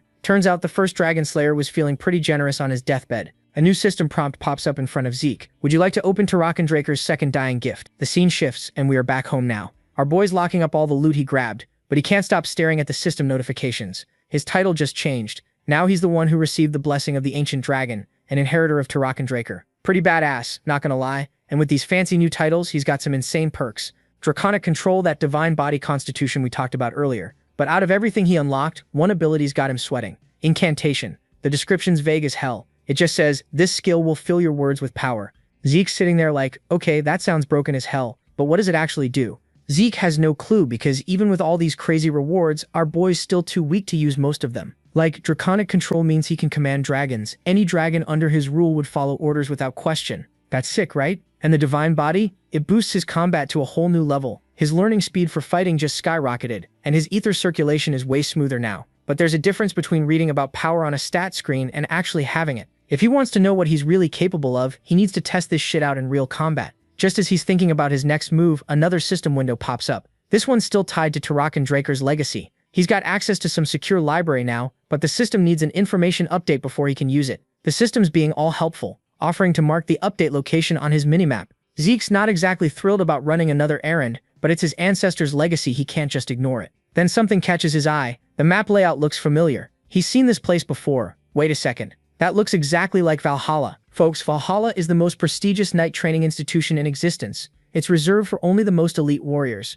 Regular people can't even see the grounds without administrator clearance, let alone step inside. And right now, even Zeke would have a hard time getting in. The problem? He wasn't even planning on joining Valhalla in this lifetime. But now, with something tied to Tarakan Draker's dying gift hidden inside, his plans might need to change. Shaking off those thoughts, Zeke shifts his attention to the beginner quest book. The tutorial for low-level administrators is about to start. Once he completes it, he'll unlock a quest designed to boost his growth. Quests mean rewards, and the whole setup reminds him of Adventurer Guild missions or mercenary work. He's curious, so he asks what the tutorial involves. And bro doesn't even get a chance to prepare himself. The tutorial just starts automatically. His surroundings twist, and reality itself starts glitching out right before his eyes. Within seconds, the world around him has completely changed. Beneath his feet, glowing grid lines stretch out endlessly, and everything else is just this void of infinite darkness. Despite the trippy-ass shift, Zeke stays calm. He's scanning his surroundings, trying to figure out where the hell he is. Unlike the teleportation from earlier, this doesn't feel like he just moved locations. It's like the very rules of reality just got rewritten. Before he can process it any further, an orc lunges at him with their massive spiked club. Right then the system finally chimes in with tutorial quest to defeat the monsters within 60 minutes using 2 or more different skills. Completion rewards, system points plus system store unlock. Not bad at all. His battle instincts kick in. A sword materializes in his grip, just as the first wave of attacks closes in. So this tutorial is designed to make him use the system's benefits? It would have been nice to have access to something like this before all the near-death experiences. But whatever. The first 3 orcs attack at the same time. Their weapons coming down from different angles, but they hit nothing. Zeke's already gone. The sheer force of their missed attacks makes the tutorial space ripple. Before these green bastards can even react, he reappears, moving at insane speed with swift steps and continuous slashes. He cuts them down with precise, effortless movements before they can even register what happened. Monsters like these, they're nothing more than practice dummies to him now. The claymore in his hands feels incredibly light, almost weightless. This surge in strength has to be one of the perks of his divine body constitution. With this new power, he's confident he could take down a purple knight with ease. After effortlessly wiping out the tutorial orcs, he returns to his original spot as the separate dimension fades away. Was it just an illusion? It felt way too real to be some fake-ass trick. Either way, completing the tutorial earned him a hefty reward, both a critical hit bonus and a time bonus. In total, he racks up a solid 40 points and unlocks access to the shop. Excited Zeke wastes no time opening the shop tab. What he finds leaves him absolutely stunned. The selection is incredible. Items like Giant's Flesh, Breath of a Flame Giant, and other rare relics that would cost a fortune on the market. A thought crosses his mind: could he profit by reselling these items? Like he could become rich as hell just flipping system items. Beyond buying, the shop also lets him sell items from his inventory. Unfortunately, his training claymore isn't eligible, but his elven dagger, listed for just 4 points. He's pissed because he knows it could fetch at least 100 gold pieces at an auction, yet the system's lowballing him hard, deciding it's not worth selling unless he's desperate. He closes the shop and calls it a day. After everything that happened, a full night's rest is well overdue. Cut to the next morning, Zeke makes his way to Draker Academy's research center to meet Professor Fannin. The magic professor's in complete disbelief. Zeke actually managed to get his hands on a high-compression mana stone in just one day. When asked where he found it, Zeke brushes off the question. The explanation's too complicated and he's got no intention of spilling the beans. Before Zeke even finishes his tea, Professor Fannin's already done tweaking the power source. The man's a true genius when it comes to magic. Still, despite his calm exterior, Zeke can tell the professor's suspicious. High-compression mana stones are rare and meticulously documented in ancient texts. Each one has a registration number to track its ownership and origin. A single check could reveal where it came from and who it currently belongs to. Yet the mana stones in Zeke's possession are completely unregistered. No matter how thoroughly someone searches, they won't pop up in the Central Continent's registration records. Professor Fannin's skepticism is totally justified. It's better than blind faith. His expertise and sharp judgment make him truly exceptional. Zeke can't help but think that a man with this much talent deserves way more recognition than he's getting at this academy. With the design finally complete, the professor activates the apparatus, and they head back to Papnir's Breath. They hand the device over to Galleon Zeke, and Fannin watches as the blacksmith gets to work, his workshop glowing with the light of carefully arranged magic circles. The pure excitement on Galleon's face is contagious. He's finally been given the chance to craft weapons that meet his own high standards. This is history in the making right here. After a successful demonstration, Professor Fannin excuses himself to attend a lecture, leaving Zeke with Galleon. The blacksmith is overwhelmed with gratitude. He'd been dreaming of completing a magic brazier for years, but never thought he'd see it happen in his lifetime. Making a deal with Zeke was the best decision he ever made. Now that Zeke's upheld his end of the bargain, it's time for Galleon to do the same. Without hesitation, Zeke reaches into his bag and pulls out an item. The moment Galleon lays eyes on it, he knows exactly what it is. Inside the lavish case rests a pristine dragon's fang. Among all the rewards from inheriting Tarakan's will, Bahamut's sharpest fang is hands down the most valuable. The sight of it alone makes the blacksmith tremble with excitement. Tears and snot are running down Galleon's face as he clutches the massive fang, leaving Zeke momentarily bewildered. First, he helped bring the magic brazier to life, and now he's giving a humble craftsman the chance to forge a weapon from a dragon's fang. This is like every blacksmith's wet dream. Overcome with emotion, Galleon swears to create a blade that'll surpass Zeke's every expectation, even if it costs him his life. His words strike a chord. They're the same ones he said in Zeke's previous life. Even in this second chance, Galleon remains the same passionate fool. That realization stirs something deep within Zeke, leaving Papnir's Breath behind. He lets the master handle the crafting. With the greatest blacksmith on the continent working on his weapon, he's got no doubt it's going to be something legendary. So now that the sword business is done, Zeke's back at his mansion. Man went through absolute hell just to get a proper weapon, and now he can finally chill. It's been a week since his duel with Duke, and he's just chilling at his mansion, lounging around reading that note he got. You know, the one inviting him for a rematch when things go sideways fast. Out of nowhere, our boy sensed something. He turned around and there he was, Duke Draker, standing behind him looking like he's about to commit murder. This dude's eyes are literally on fire with rage as he gets in Zeke's face, asking him why the hell he's been ignoring his invitation. And folks, what does our boy do? Being the little shit he is, Zeke decides to poke the bear. He casually tells Duke he's got zero plans of fighting him again. That's all it took. Duke snaps, crosses the room in like half a second, grabs Zeke, and before our boy can even blink, this angry old knight launches him straight out the open window like a football. Zeke's suddenly free-falling through the air with absolutely no warning. And get this, his room's up on one of the higher floors too. If he hits the ground before his body does its whole healing thing, he's cooked. He reaches out desperately, trying to grab anything on the way down the balcony, a ledge, whatever. But nope, a strong hand catches him right by the throat before he can get a grip on anything. Duke's not done with him yet. This man seriously can't wrap his head around why Zeke keeps dodging him. First, he ducked out in the treatment room, and now this? It's almost like the kid's doing it on purpose just to mess with him. Duke gives him 5 seconds to cut the crap and start talking. But instead of freaking out like any sane person would while dangling off a building, Zeke just smiles. He casually calls Duke out, pointing out that he's the one being fake here, still playing pretend as a gardener while demanding Zeke be straight with him. Something changes in Duke's face. He was expecting fear, maybe some tears, anything, but there's nothing. The countdown hits 0, and the old knight's grip loosens up. Without saying a word, Duke tosses Zeke back through the window like he weighs nothing. Zeke crashes onto the floor and absolutely wrecks half the room on impact. But thanks to his body being built like a tank, nothing's actually broken. He dusts himself off and looks up to see Duke, or should I say garden keeper Dexter, offering him a hand with this smug little smirk. The old knight finally drops the act. He's not just some weird gardener who talks to plants. This man was a Black Knight of the Regressor family.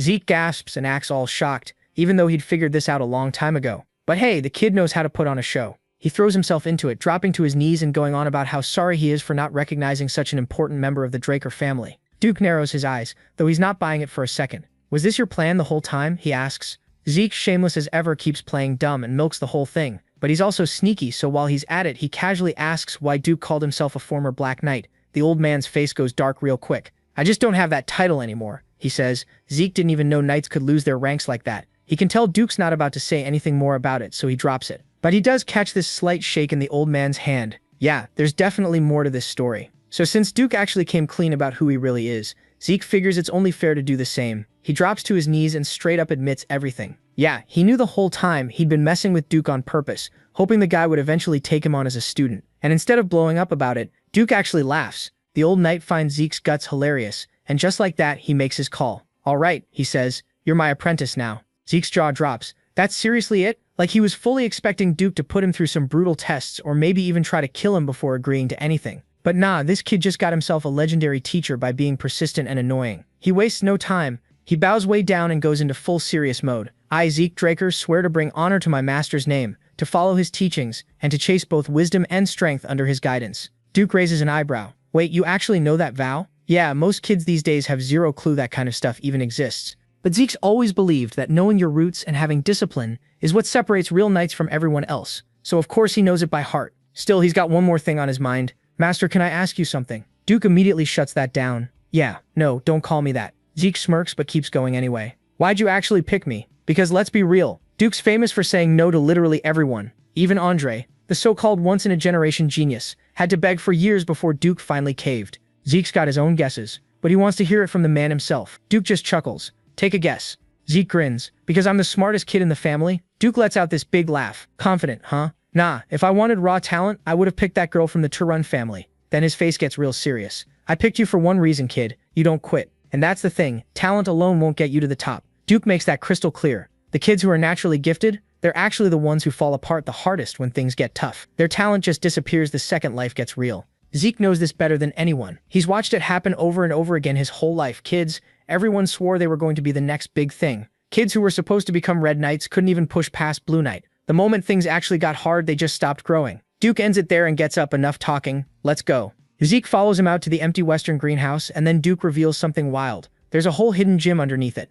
Zeke had no idea this place even existed. Duke doesn't bother explaining any of it. Run, he says, so Zeke runs for 3 hours straight. He's just going in circles around the track while Duke stands there watching him like a hawk. Zeke can't stop wondering what the hell Duke's trying to figure out. Then the Duke told him to stop. Zeke pulls the brakes immediately. But before he can even catch his breath, Duke's already right behind him. This old man moves like a ghost. His hand shoots towards Zeke's wrist out of nowhere.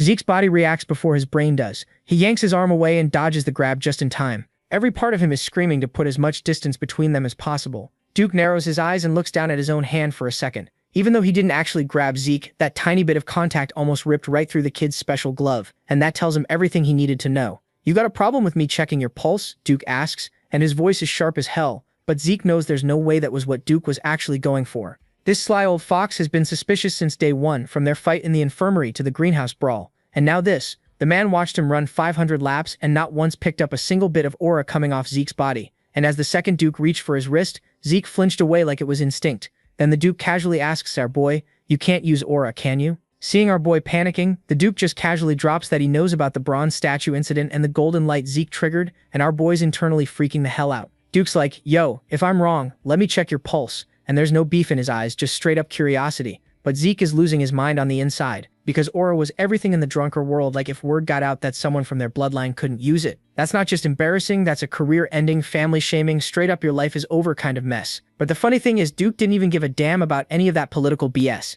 The man just wanted to know what was really going on. Zeke was honestly lucky his master was such a weird old bastard, because if this were literally anyone else, things would have gone south real fast. So Zeke knew he had to play this smart. His one goal right now, get his hands on Graham. Until then, he needed to keep his head down and not let anyone catch on to his aura situation. But unlike his past life where he was basically the embarrassment of his household, things were different now. No lies needed this time. Zeke pulled off his special gloves, showing off the symbol of a pure-blood awakener underneath. Rock-solid proof of his noble bloodline right there on his skin. But even though he actually woke up his powers successfully, the dude simply could not use aura. So he decided to spill just enough of the truth to keep his real secrets hidden. He looked down, let out this shaky breath, and hit Duke with the whole trembling voice act. If the family finds out I can't use aura, they'll kick me out, he whispered, and oh man, he even squeezed out some tears. Someone give this kid an Oscar, because the performance was absolutely perfect. Duke, being the soft-hearted old man he secretly is, completely melted seeing his student like that. A kid is still a kid after all. Zeke stuck out his wrist without another word, and Duke spread his aura through the boy's body to scan for any trace of it. And the result? Absolutely nothing. Not a single drop. Duke's brain immediately went into overdrive trying to make sense of this, because his mind literally refused to believe something that went against everything Drakers knew. And right on cue he landed on his own answer. You're an irregular. Zeke played dumb, tilting his head like he'd never heard the term. Duke explained, irregulars are people with abilities that just don't follow the normal rules. Some can use both aura and mana, others can see the future, whatever. The point is they're basically outcasts because their existence freaks everyone out. Duke crossed his arms and said they'd keep this between them. Master and student, nobody else's business. Simple as that. Then Duke connected the dots on his own. Zeke's insane stamina, his recovery speed that made even small injuries heal almost instantly. Duke figured it out. Your aura is constantly draining to keep your body healing, he said. That's why there's barely any left. Honestly, for a weird old man, that was a pretty solid guess.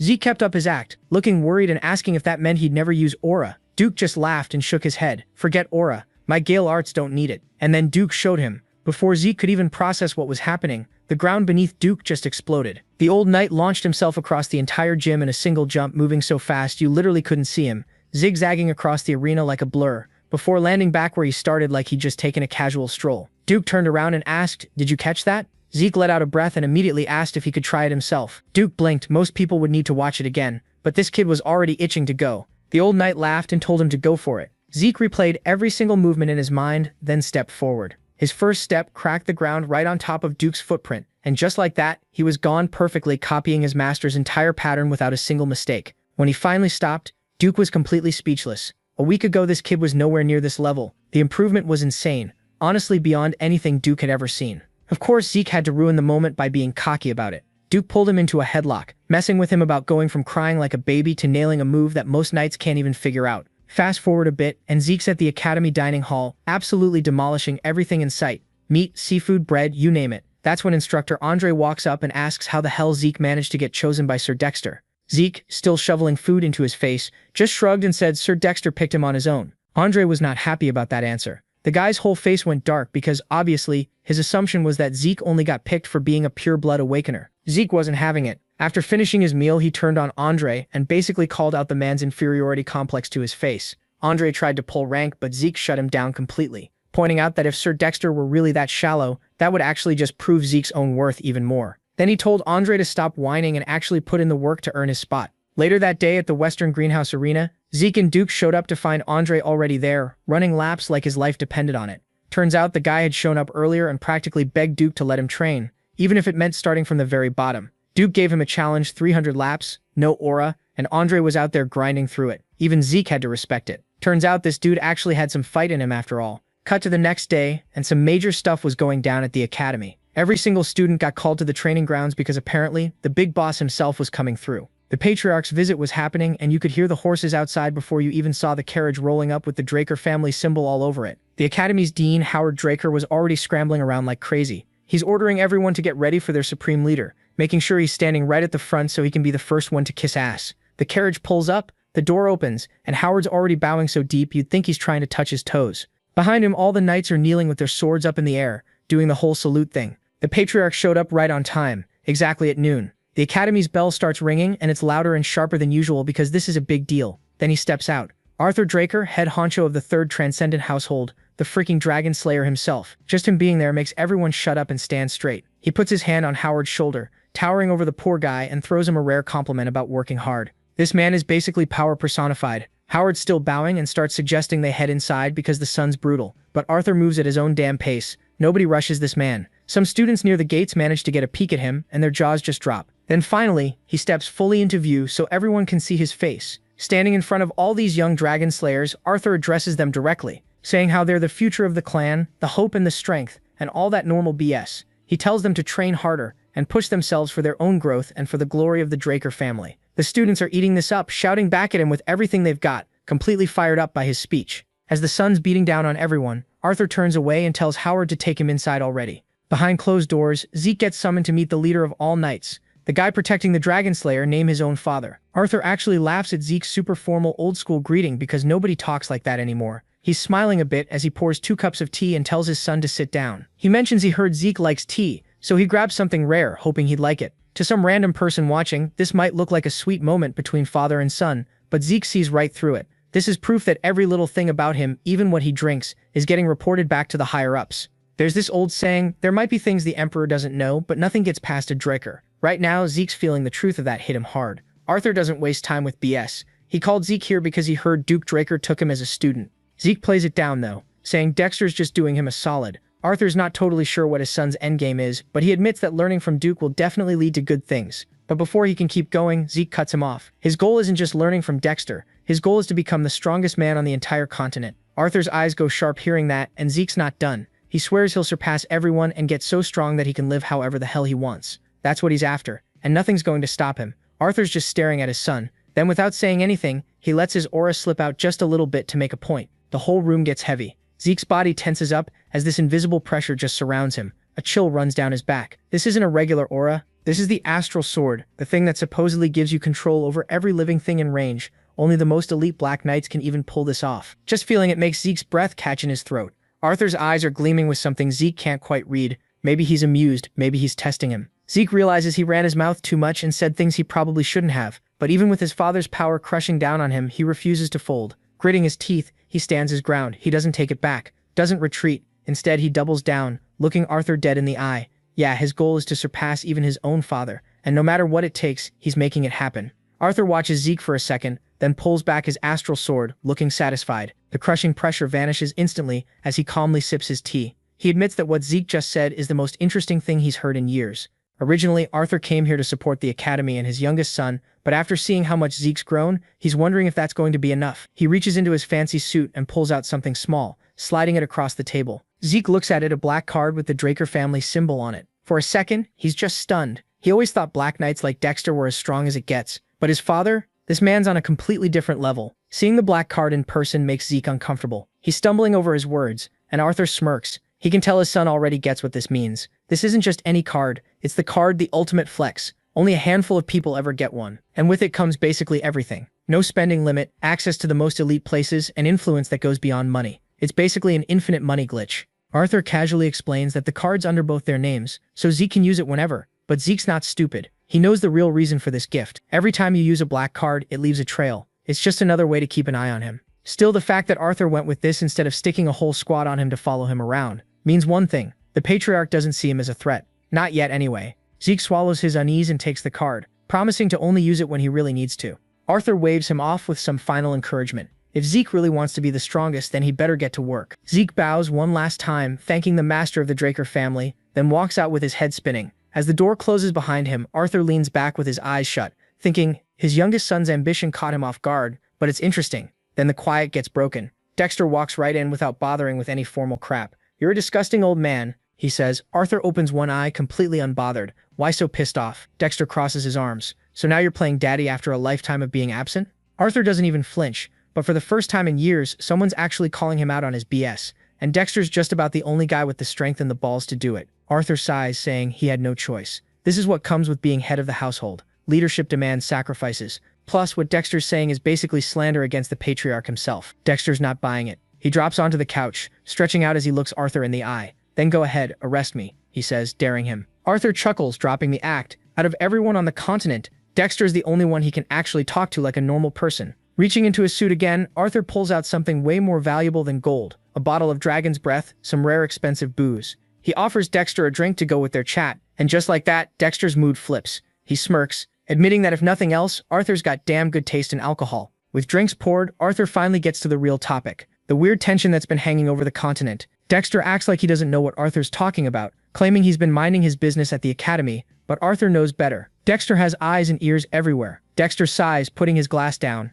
Why ask something you already know the answer to? Arthur doesn't argue. He just waits. After a second, Dexter leans forward, voice dropping. The Emperor's lost his mind, obsessing over immortality. He's tearing apart the entire continent, looking for anything that might give him even the smallest lead. Arthur nods, not surprised at all. He's been thinking the same thing. Sure, magic can slow down aging, but real immortality? That's a fairy tale. Something nobody's ever pulled off and probably never will. But there's one thing that's got him worried. The Emperor isn't just chasing some fantasy. He's hunting for something real, something tied to the Elder Dragon. So while these two big shots are having their little secret meeting, our boy's in the next room with his ear pressed to the wall. Zeke standing there all casual with his hands in his pockets, using his soul manifestation ability. And this conversation is absolute gold. Arthur drops this theory that the Emperor's probably hunting down some relic connected to the Elder Dragon. And Dexter's sitting there like, you know what? That actually makes sense. But then comes the real kicker. What if this crazy bastard already found it? Arthur's just casually swirling his drink, thinking it over, and admits, yeah, it's possible. His personal death squad, the Order of Black Knights, has been doing their homework, and all roads lead to one place,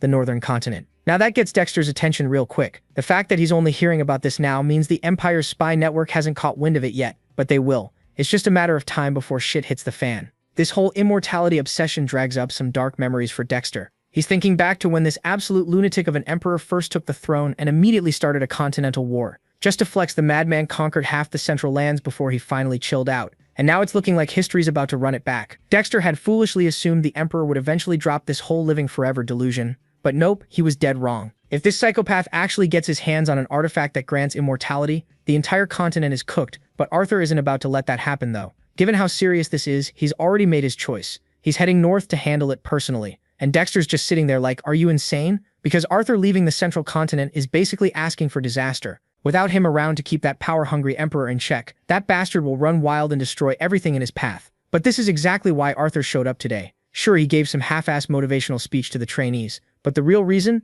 He needed to clue Dexter in on his master plan, and he knew exactly how the old man would react. Resistance is futile though. Dexter realizes he's got no choice, lets out this long-suffering sigh, and reluctantly raises his glass for a toast. Fine, but don't expect me to play nice while you're gone. Arthur just chuckles because he knows this bastard very well. The grumpy old guardian of the academy is out here groaning like this is the worst day of his life, but Arthur knows the truth no matter how much he bitches and moans. Dexter's more than capable of holding everything together. Meanwhile, back in the next room, Zeke's paying the ultimate price for being nosy. His whole body's screaming in pain, his vision's going blurry, and he's been using soul manifestation way too long. The backlash hits him like a truck. His knees buckle, and before he knows it, he's face first on the floor, gasping for air with bloodshot eyes, looking like he just went 12 rounds with Mike Tyson. Even after absorbing Bahamut's heart, this technique's side effects are no joke. But you know what? Totally worth it, because what he just learned is invaluable. Everything's starting to click. That statue he grabbed before his regression, it wasn't just some random relic, it was the Elder Dragon's artifact the whole time. The mysterious voice he heard before dying, and the weird system messages when he woke up in his younger body. It's all making sense now. Without even realizing it, his past self had stolen the exact artifact the Emperor was obsessed with.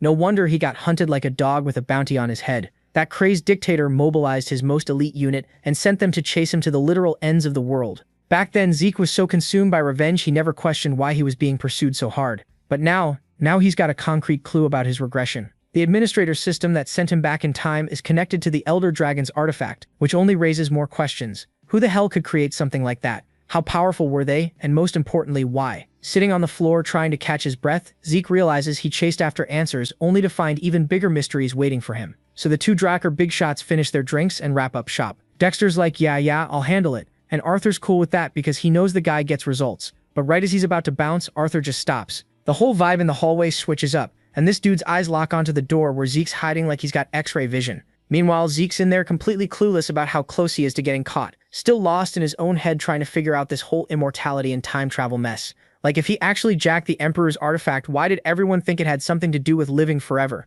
Then he hears it, footsteps, heavy ones, and every instinct in Zeke's body starts going off. Arthur's way too close for comfort. The door flies open, Arthur's cold-ass stare sweeping the room, but nobody's there. Zeke pulled off a clutch escape, already halfway out the window by the time Arthur walked in, avoiding what would have been the most awkward "hey dad" moment in history. Arthur shrugs off the weird feeling and dips, not knowing how close he was. Cut to a few hours later and Zeke's back at the Western Greenhouse Arena doing his usual training grind. It's supposed to be a do-not-disturb kind of day, but old Decker, being the try-hard servant he is, completely ignores that. He walks in all apologetic, bowing and saying some students showed up looking for him. Zeke's immediately like, what? Because who would go out of their way to visit him? Dude has zero friends at this place. But he's curious, so he tells Decker to let whoever it is in. He was not ready for Liam Stone to walk through that door. The second this Jack dude enters, he bows his head like he's meeting royalty. Zeke's eyes narrow, suspicious as hell. What's this guy's angle? Then Liam, sounding dead serious, straight up begs to join him. Zeke lets out this annoyed sigh, already kicking himself for not just ghosting this guy back when he was putting Jekken in his place. So you're saying you want to work for me? He asks, clearly not feeling it. Liam drops his head even lower and swears he'll be loyal. Now this catches Zeke off guard. He raises an eyebrow. What happened to all that loyalty you had for Jekken? As soon as he mentions that name, Liam's whole face changes. Dude looks pissed for a second before he explains. He got ditched, and without some powerful Draker backing him up, there's no way in hell he's getting into Valhalla as a trainee. Zeke's mind goes back to his past life. Liam was the exact same way back then too. He never figured out why this guy was so obsessed with Valhalla. But one thing was clear. He'd beg, crawl, and do literally anything to get in. Zeke clicks his tongue and flat out rejects him. You're dumb as hell. If you're that desperate, go bug Turun or Zimmons instead. He waves him off and makes it crystal clear. He's not running some charity for people to leech off of. And even he can't get Liam into Valhalla. Plus, Zeke has zero reason to trust anything. This dude says for all he knows this musclehead could be a spy. Jekken sent to get payback. The doubt in Zeke's voice is obvious and Liam doesn't even try to argue. Instead, he shows him. In one quick move, he pulls a knife from his waistband. Zeke's eyes narrow, ready for a fight. But Liam doesn't rush him. Instead, this absolute psycho turns the blade on himself. And with one nasty, no hesitation slash, cuts off his own left ear. Zeke just stands there, watching as Liam drops his severed ear on the ground like it's nothing. Liam takes a shaky breath, face still dead serious. I get it. You don't trust me, but I'll do whatever it takes to prove I'm for real. Then with some scary-ass conviction, he goes even harder. If you want me silent, I'll cut out my tongue. If you want me crippled, I'll chop off my own foot.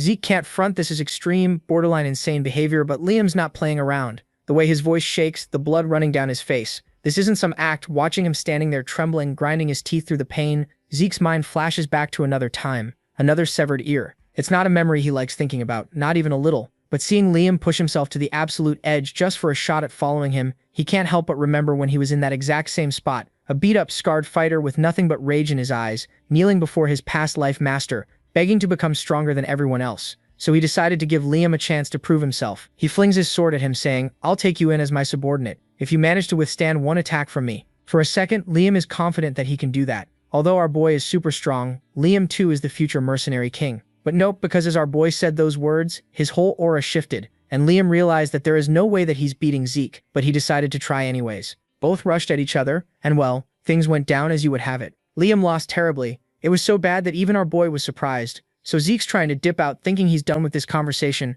when he notices the big guy's still got that stubborn look in his eyes. He sighs and drops some wisdom. Bro, forget Valhalla, find another path. But Liam's not having it. See, here's the thing, after Zeke embarrassed that spoiled brat Jekken, homeboy got tossed aside like yesterday's trash. And Liam, he's from some random branch family. So without being Jekken's lapdog, he never would have even gotten close to this academy. If they're willing to kick out Zeke, a straight-up Draker, they'll dump someone like Liam without blinking. Zeke turns to walk away, thinking it's over. But then he feels something heavy on his leg. He looks down, and Liam's clinging to him like his life depends on it. In the old timeline, Liam got expelled, and his crew fell apart. But through pure spite and stubbornness, he became a Red Knight and earned the title of the Mercenary King. Now he's literally crying, begging for one more shot. Zeke's patience is running out. Fine. One last chance. Don't screw it up. But there's a catch. Liam said he'd do anything, cut out his tongue, chop off his feet, whatever. So Zeke hits him with something genuinely insane. Cut off your right arm. The room goes dead silent. Zeke's basically telling him to kiss his swordsman dreams goodbye. Any normal person would nope out immediately. Zeke turns away and starts training, expecting Liam to finally give up and leave. Instead, this madman walks toward a sword. Zeke's thinking it's no big deal. Liam will still become a legend even if he gets kicked out. But then it hits him. Liam's actually going to do it. He grabs the blade, raises it high, and aims for his own arm. Zeke's body moves on instinct, pushing his legs to the max. Just before Liam can bring it down, Zeke's sword flashes and cuts Liam's weapon in half. The clang echoes through the arena. Liam stares at his intact arm like he can't process why it's still there. Meanwhile, Zeke's pissed. He grabs this big idiot by the collar and lifts him off the ground. Have you completely lost your goddamn mind? Sure, the test was extreme, but what if Zeke had been the type to go back on his word? Liam would have thrown everything away for nothing. But Liam was ready to go that far because there was something way more important to him than his own arm. Zeke drops him and gives him a cold stare. Do something that's stupid again and you're out. I don't care how loyal you are. The stress finally leaves Liam's face. Those harsh words mean he's staying. But there's still one problem. We need to get you to the nurse. Can't have my guy walking around looking like a one-eared freak. After getting patched up, Liam is invited to Zeke's private dining hall. He keeps touching his fixed ear, amazed it's back to normal. Turns out Zeke used one of his rare healing potions on him. Liam feels bad about wasting such a valuable item, but Zeke just waves it off. Think of it as an investment. Now that things have cooled down, Zeke asks the real question. What could possibly be more important than your own arm? The answer's simple. His mom. After Jekken threw him away, Liam got news that his mom collapsed with a crazy high fever. She got better, but then these weird rose-like patterns started spreading across her body, draining her strength. Zeke's face goes dark. He recognizes those symptoms. The village healers had no clue what it was or how to cure it. Liam's only hope was Valhalla, because academy students and their families get access to the best doctors on the continent. If he got in, his mom might have a shot.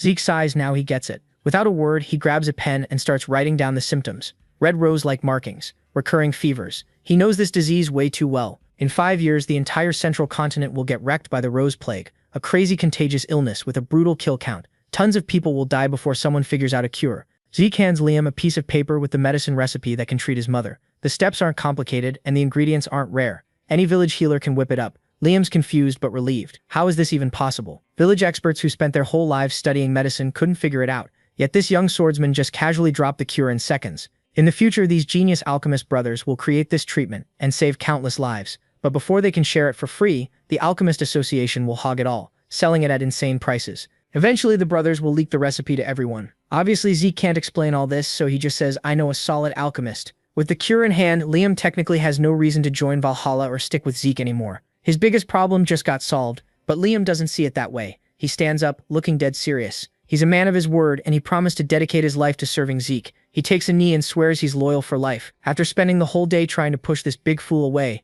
hearing the future mercenary king pledge his loyalty is actually pretty reassuring. Zeke accepts with one final warning, don't fall behind, or I'm leaving your ass. Meanwhile, in Dean Howard Draker's office, Owen Zimmons shows up with a wild proposal. We should crank up the difficulty of this semester's exams. The dean raises an eyebrow. It's not every day a student asks for something like this. Owen apologizes if he sounds cocky but explains his thinking. This year's freshmen are unusually stacked with candidates from big families and 2 pure-blood awakeners. If the exam stays at last year's level, it won't properly test what they can do. Howard thinks it over and gives a small nod. The kid's got a point. Owen bows and bounces. The dean leans back, staring out the window. The apple doesn't fall far from the tree. Owen Zimmons is already thinking way ahead. Just like that guy, spotting future problems and handling them before they even pop up. So a few days later, it's exam time, dungeon exploration baby. All the freshmen are standing outside these creepy-ass ruins, ready to jump in. Here's how it works. You get paired up with someone, thrown into a random dungeon, and you have to escape before time runs out. Each dungeon's got different difficulty levels, and naturally Zeke and Liam got stuck together. Even though they're all geared up and ready to go, Liam's looking nervous as hell. Zeke peeps it and drops some wisdom. Look, being nervous is normal. Just don't let it screw you over. Too much stress, you make dumb mistakes. Getting too relaxed, you get sloppy. Around them, some students are chatting and hyped up, while others are just standing there in awkward silence. Then this guard yells out, Zeke Draker and Liam Stone. They step forward, heading toward the closest entrance, but right before they can walk in, some sketchy dude in black gloves blocks their path. Hold up, the guy says. Then an armed academy guard points toward a different door, one all the way across the room. You've been assigned to that dungeon. Zeke's eyes flicker toward the guard, and he instantly knows something's up. The man's expression is way too stiff, like he's hiding something shady.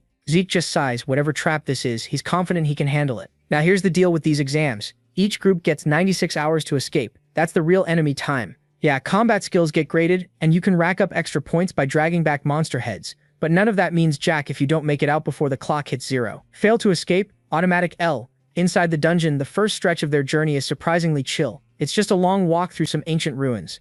After a while, they finally stop to rest. Bellies full, nothing trying to kill them. Perfect time to catch some sleep. Weirdly enough, even though he's the underling, Liam's the one telling Zeke to sleep first, since the young lord did everything, set up camp, cook the food, all of it. But Zeke just waves him off, saying with his current body he can go 4 days without sleep. Seriously, I could stay up the whole exam. Liam knows better than to argue with this dude, so he drags his massive frame into the tent and crashes hard. Now alone, Zeke sits by the fire, zoning out. It's been 16 hours since they entered the dungeon, and he'd been training non-stop for 3 days before the exam even started. That means our boy has been awake for nearly 90 hours straight. His infinite stamina keeps his body moving, but it does absolutely nothing for his mental exhaustion. And in a dungeon where danger can pop up from literally any shadow, losing focus even for a second could get you killed. The eerie silence drags on, and he can feel the exhaustion creeping in, messing with his head. He wants to wake Liam and switch out, but then he makes the worst possible mistake. He dozes off. His dreams drag him back to those freezing-ass plains up north, where the Emperor's red flag was basically a giant middle finger symbolizing cruelty and bloodshed.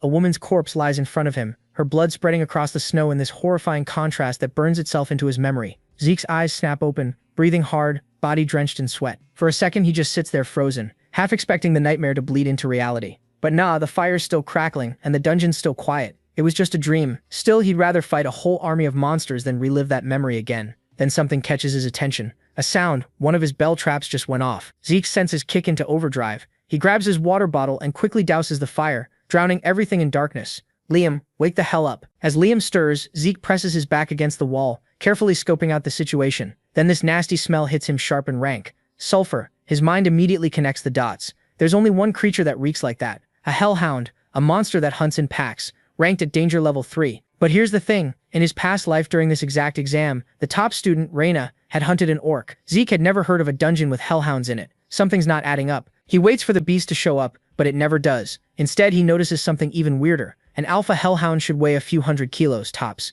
But judging by the deep rumbling echoes bouncing off the cave walls, whatever's coming weighs several tons. Using his blade like a mirror, Zeke carefully angles it around the corner. His quick thinking saves his ass, just in time to spot the incoming freight train of a monster barreling straight at them. With pure brute force, the beast crashes through the door and walls like they're made of paper. The shockwave sends Zeke flying, but he twists midair and lands perfectly on his feet. Liam rushes to his side, eyes wide in full panic mode. But Zeke, he just curses under his breath. The Zimmons.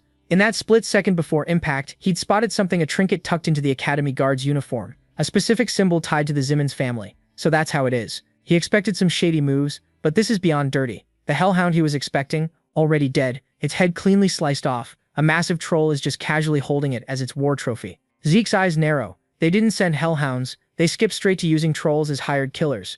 Liam meanwhile is frozen in pure terror. Trolls are rank 1 monsters that are at least 2 levels higher than the usual difficulty of these tests. Liam finally snaps out of it and steps up with his sword, telling our boy, "I'll hold it off. You run." Zeke just laughs and then he pushes Liam aside and says, "Don't ever say dumb things like that again. I don't ditch my people when it matters." Then adds, "Don't believe in me. Believe in yourself." Because Liam's not weak. Zeke knows it. As a test, Zeke hangs back and lets Liam cook. The moment he does, Liam's stress evaporates and he goes in. They rush the troll from both sides, slicing it up in sync. Zeke's deliberately holding back to match Liam's pace. And honestly, our boy's landing clean hits on the troll's tough-ass skin, and even targeting the joints. But Liam's still green. One mistake and the troll's spiked club nearly turns him into paste. Zeke instantly closes the gap, blocks it like it's nothing, and slices the weapon clean in half. Liam stumbles back, apologizing, but Zeke's like, "Nah, you killed it for your first real fight." Now the troll's pissed, weaponless, and ready to throw hands. Before Liam can mess up again, Zeke steps in. "Alright, I'm ending this." So our boy Zeke just absolutely demolished this troll in like 2 seconds flat. The poor bastard didn't even know what hit him before he was turning into ground beef. The kill nets Zeke 30 karma points, which is pretty solid, plus it'll boost their exam score. While Liam's busy harvesting whatever useful bits he can from the corpse, Zeke gets hit with a new system notification. Hunt 100 monsters from 10 different species in 72 hours. The reward? Double karma points on every kill plus 2 mystery boxes. Our boy sees that word double, and his eyes literally light up with greed. He's already doing the math in his head. Now killing 100 monsters in 79 hours? Easy mode. The real problem is finding 10 different species when most dungeon exams only have like 4 types max. But then Zeke remembers, oh yeah, the Zimmon bastards rigged this whole place trying to get him killed, which means they probably stuffed it with all kinds of high-tier monsters. Joke's on them though, because that's exactly what he needs right now. So while he's got to juggle this quest, survive, and score well on the exam, Zeke's like, yeah, I got this. After Liam finishes looting, they head deeper into the dungeon. Time to hunt. Cut to a montage and things are moving fast. A pack of burning wolves wiped out. 56 hours left. A goblin nest. Absolutely farmed. The kill count's skyrocketing, and their loot bags getting heavy as hell. 39 hours remaining. Then they face off against this giant bat with sonic attacks that could rupture your eardrums, but they take it down too. For the past 2 days, it's been the same routine: kill, camp, rest, repeat. By the final day, they've racked up enough kills to secure a solid exam score. They're chilling by the campfire when Zeke asks Liam how he's handling real combat. Liam, humble as always, scratches his head, saying he feels like he's got a long way to go. Which, yeah, nobody gets used to all this bloodshed overnight. That's pretty normal. But Zeke's got bigger problems. The timer's running out, and he's sitting at 99 monsters from 9 different species. He needs one more species, but can't find it anywhere. He's been so desperate he's even tried killing leeches and finger-sized bugs, but the system's like, nah, doesn't count. Zeke's getting frustrated because these damn Zimmons went out of their way to fill this dungeon with powerful monsters to kill him, but somehow couldn't do it properly enough to give him that 10th species. Then suddenly Zeke's spidey sense goes off, and the ground starts shaking like crazy, with rocks bouncing everywhere. Liam's looking around, all confused as the tremors get worse, cracks spreading across the floor, the whole damn cavern's shaking. Zeke knows exactly what this means. He books it toward Liam, drawing his sword mid-sprint, screaming, "Drop the bag and move," but Liam's too slow. Zeke shoves him out of the way right as something massive bursts through the ground. Blood goes everywhere, painting the whole cavern red. Liam's brain just shuts down, full panic mode, when he sees Zeke's sleeve all torn up and his left arm looking like it went through a meat grinder. He rushes over, but Zeke just waves him off like it's nothing. "Chill, it's not even my blood." Turns out our boy had the big brain play to push Liam and counterattack at the same time. Then the real problem crawls out of the hole, a massive nightmare-fueled dungeon worm. Liam's throat goes dry because these things normally need 8 purple knights just to take down. This was the Zeman's ace in the hole, their final screw-you trap. Liam's frozen, watching this tunneling monstrosity tear through the cavern like a runaway train. He wants to help but knows the harsh truth. He'd just get in the way and probably die. So instead, he starts frantically digging through their supplies, looking for anything that might help. Meanwhile, Zeke's going absolutely nuts, deflecting hundreds of razor-sharp fangs flying at him from every angle. The worm's literally eating through the earth as it moves, which means they're on a ticking clock. If Zeke doesn't end this quick, they're either getting buried alive or turned into human sushi. The monster lunges again, drilling through solid rock. Zeke sidesteps at the last possible second, ducking just inches from getting pancaked. Now he's got an opening. When the worm surfaces for air, Zeke lunges hard, jamming his blade deep into its nasty, pulsating gut. The strike hits, but it's not enough to kill it. He grits his teeth and rips the sword through its flesh, carving it wide open. Purple bile and blood just explode from the monster's mouth, splattering everywhere.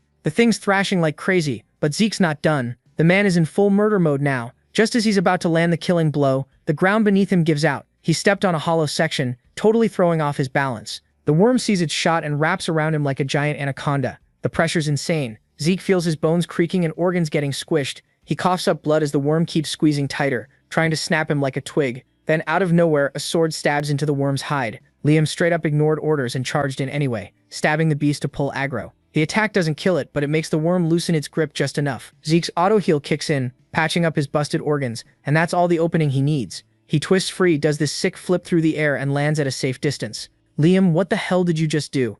Zeke asks. Liam holds up his sword, explaining he coated it with anesthetic. Zeke's eyes go wide because the main ingredient in that anesthetic is belladonna, which for worms is basically instant death poison. Despite all the pressure and chaos, Liam remembered the worm's weakness and adapted on the spot. This right here, proof of his natural talent. A glimpse of the mercenary king he's going to become one day. Respecting the clutch play, Zeke decides to let Liam in on the final attack. Fully healed up, he explodes forward at max speed, literally running up the worm's massive body to yank out his embedded sword. He locks eyes with Liam and gives the signal. Liam grits his teeth, pouring everything he's got into one last stab, pumping more belladonna poison into the monster. The worm crashes down hard, spasming like it's having a seizure. That's Zeke's cue. He activates Soul Manifestation. His blade lights up with this sick purple aura. One clean, smooth slash, and the dungeon worm is cut clean in half. The corpse drops, twitching a few times before going completely still. Zeke lands looking cool as hell, while system notifications start flooding his vision. Quest complete. All his karma points just doubled like promised. Plus he got 2 random loot boxes.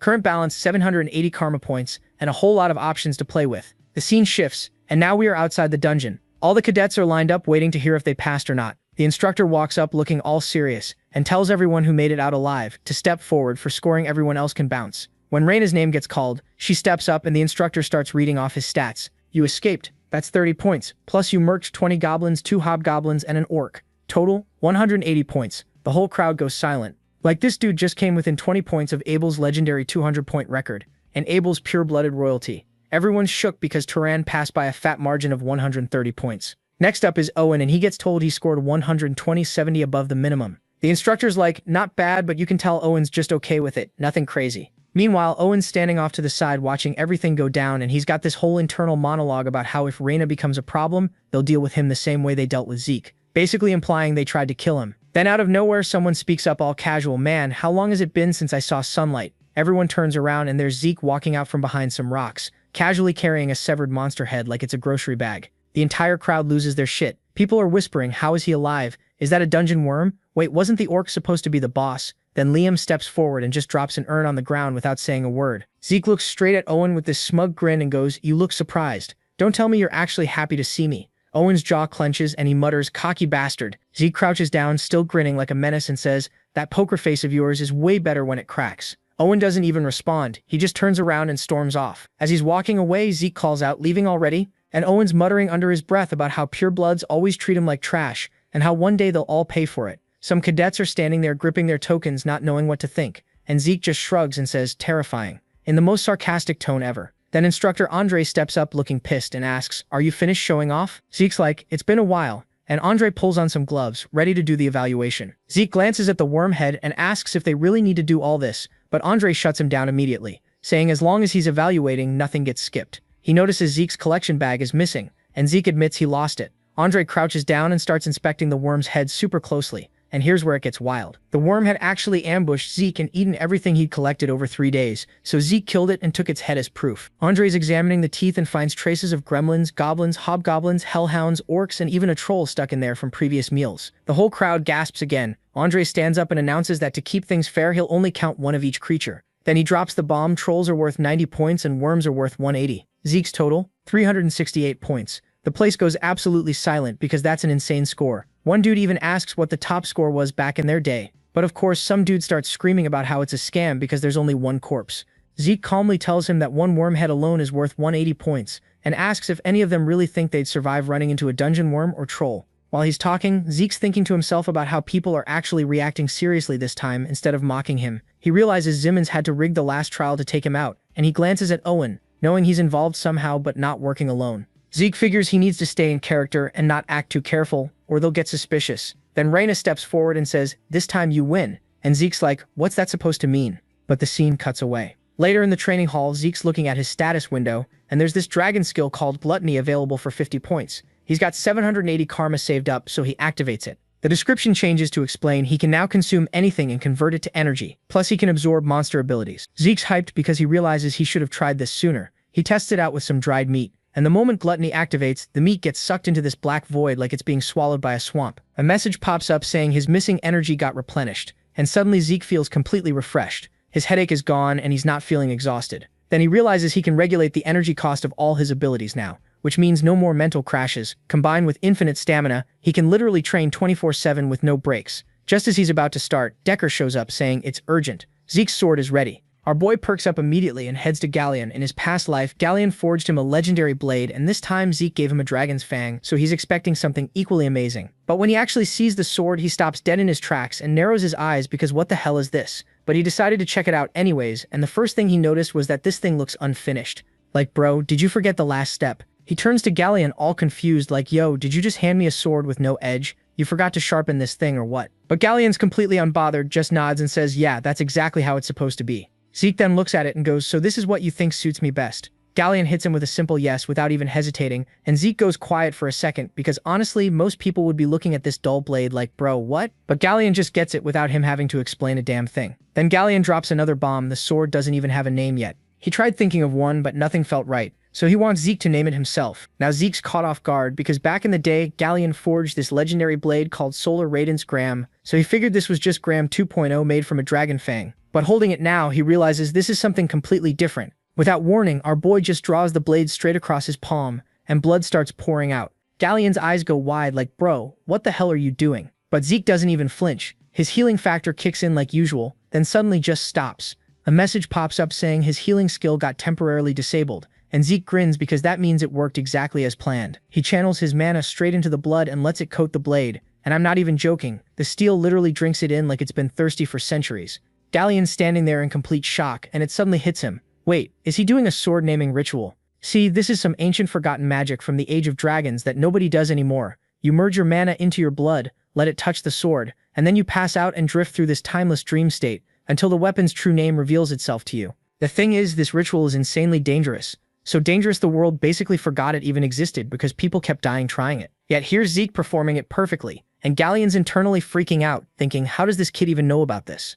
Zeke's body drops as he falls unconscious, and he finds himself floating in this endless void with an infinite storm of names just swirling around him. He's drifting there searching for the right one when suddenly it clicks. Black Sword Bahamut. A message confirms it got registered and Zeke's eyes snap open. He's back in reality, and there's red mana flickering around the blade like flames. Then it hits him out of literally every name in existence. He chose Bahamut, the name of a pure evil dragon known for destruction. He's like, yo, what is actually wrong with me? Galleon steps forward looking impressed as hell, saying even the dwarves barely remember the sword naming ritual exists, let alone how to perform it. Zeke plays it cool, casually saying he came across it while studying some old dragon history texts. He glances at his wrapped palm and jokes about how it's been forever since he actually needed a bandage for anything. Galleon bows slightly and tells him to rest up while he goes to grab something he's been meaning to give him. While waiting, Zeke realizes he can actually shut off his passive skills now, which is huge, because it means he can hide his abilities whenever he wants, instead of walking around like a walking status screen, revealing everything to anyone with analysis skills. Then he looks at the sword and another message appears saying some features are sealed and will unlock as he gets stronger.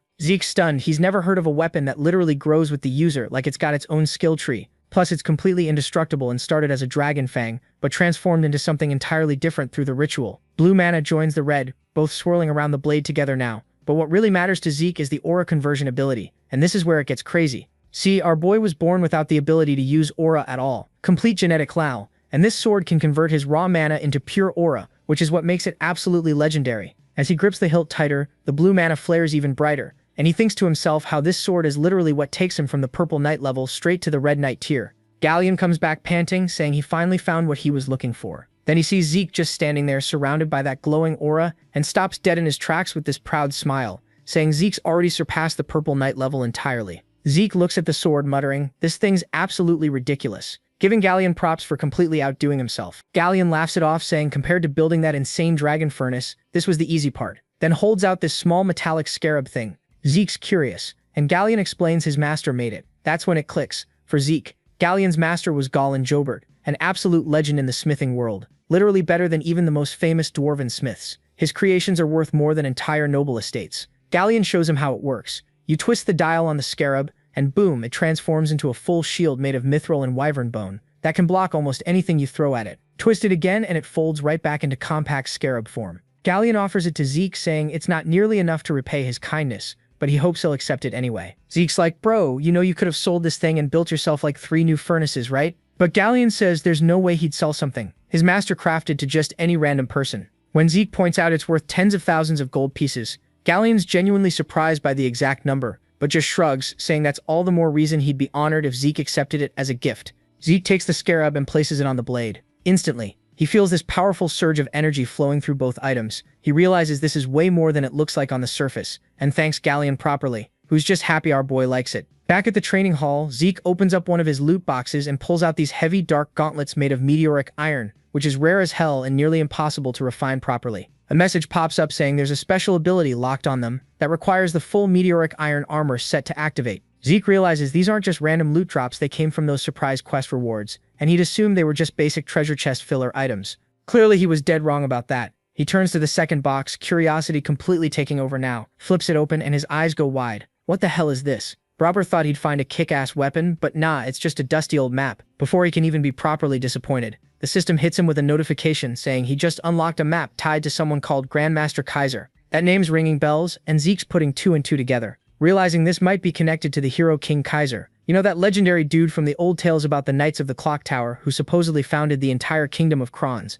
Most people think that story's complete fairy tale BS, but now Zeke's like, hold up, what if this guy was actually real? Before he can spiral too deep into conspiracy theories, another notification pops up saying analysis complete, and coordinates get marked on his mini-map pointing straight to the giant mountains, which by the way are deep in barbarian territory where nobody sane goes willingly. But Zeke's actually grinning because he recognizes the spot and thinks maybe this won't be the nightmare quest he expected. Then the system goes into full info dump mode. The tutorial's officially over. Thanks to his skills, he's obtained a potential quest item, and he just unlocked achievement quest data. Reading through everything, Zeke starts connecting the dots. This whole tutorial wasn't some baby mode warm-up. It was deliberately designed to build up his stats and abilities for whatever hell's coming next. The final message confirms it. The tutorial for a low-tier administrator is about to begin. Zeke doesn't even flinch because he knows the kid gloves are off now. He checks the reward list and his eyes light up because these rewards are on a completely different level from the trash he's been getting. He cracks his knuckles and opens his status screen, finally ready to spend those points he's been hoarding. The system responds instantly. 50 points get dumped into unlocking level 2. Draconian skills, bro unlocks and upgrades a bunch of skills and saves 400 points for later.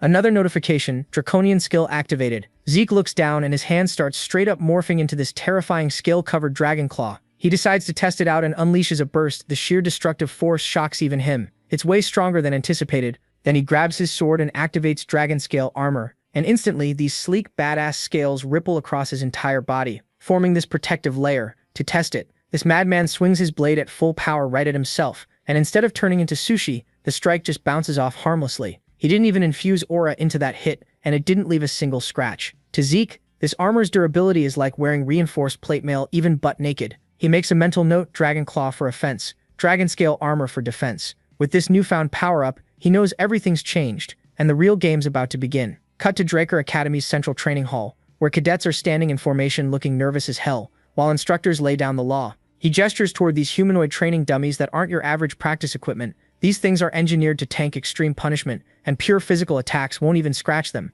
And that's the whole point, because if you can't even leave a mark on your dummy, you automatically fail, and that means back to basic training like a scrub. That announcement hits like a truck, and whispers ripple through the group because nobody wants to restart from scratch after coming this far. The instructor calls out the first name Aaron, and the poor guy steps forward looking shaky but doesn't back down. Owen's watching from the sidelines, and this bastard can't help but mentally flex, thinking how the very foundation of aura instruction at this academy was built by his family, the Zimmons, so even if someone was a born awakener, they wouldn't match his level of control, because bloodline privilege hits different. Then Owen's name gets called. He steps up with total confidence, draws his sword, and starts channeling aura. One student goes, "Wait, is that sword resonance?"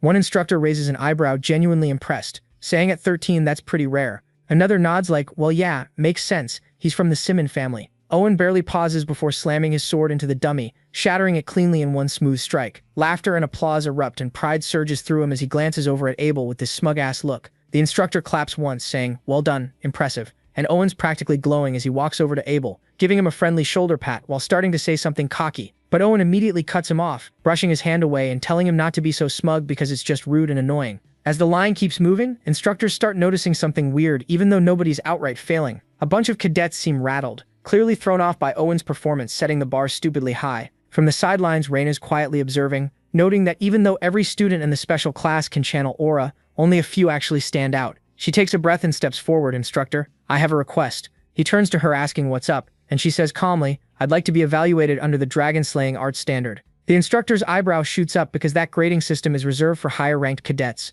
and is way stricter, so he asks if she actually knows what she's signing up for. Raina nods, saying she knows that very well but would still like to try. And Owen, this delusional bastard, starts thinking about how ever since she became a pure-blood awakener, she's gotten bold, maybe too bold. He knows dragon-slaying arts are another beast entirely, where every strike requires perfect control, balancing aura flow with flawless precision, and one tiny mistake tanks the whole thing. Owen scoffs internally, convinced she'll be lucky to get a few strikes in before her aura burns out completely. He's thinking that she's doing all of this to compete with him. Meanwhile, the instructor asks her once again if she's absolutely sure that she wants to do that, because if she fails, it's going to cost her. But she has made up her mind, so there is no going back. Then she pulls out her sword and straight up starts destroying the dummies. And after she was done, there was nothing left. Students start chatting among themselves, saying how she's just in a league of her own. And this jealous bastard was cursing under her breath. Just then, Raina points her sword at the crowd. He thinks that she's mocking him, but nah, she didn't give a damn about him because she was pointing at our boy. Alright, so Zeke's standing there realizing what Raina just pulled, and he's like, here we go. He knows if he backs down now, this girl's gonna roast him for the rest of his life. So he throws his hand up and says he wants to take the dragon-slaying arts evaluation too. One of the instructors immediately gives him that look like, "Bro, are you serious right now? You think this is some joke just because Raina made it look easy? She's a pure-blood awakener, kid." But before this dude can finish his lecture, another instructor cuts in, saying Zeke's gonna face the exact same conditions Raina did, asking if he's cool with that. Zeke just nods like it's whatever. Off to the side, one instructor's whispering, "Yo, who even is this kid? I've never seen him in class," and the head instructor fills him in. Turns out Zeke won some bet with instructor Andre, and he's that golden light pure-blood awakener who came out of nowhere and absolutely demolished Abel's record during the dungeon escape exam. Zeke steps up with his sword, and just as he's about to swing, a system notification pops up saying ether's being converted into aura. Blue energy starts swirling around his blade, and he's gritting his teeth, thinking managing this power surge still isn't easy, but it should do the job. Raina's watching from the sidelines, and her eyes go wide because she immediately recognizes the stance. Dragon Slaying Arts, Chapter 1, Verse 4, Sky Slice. She's thinking this bastard didn't just learn it. He's mastered the damn thing, and his form might even be as good as instructor Andre's. Zeke swings, and the dummies just straight up explode into pieces. In his head, he's reflecting on how this technique isn't something he just picked up. It's literally part of him now. After drilling it non-stop for 2 years before his regression until it became pure muscle memory, he lets out a slow breath, thinking there was a time he thought dragon-slaying arts were boring as hell.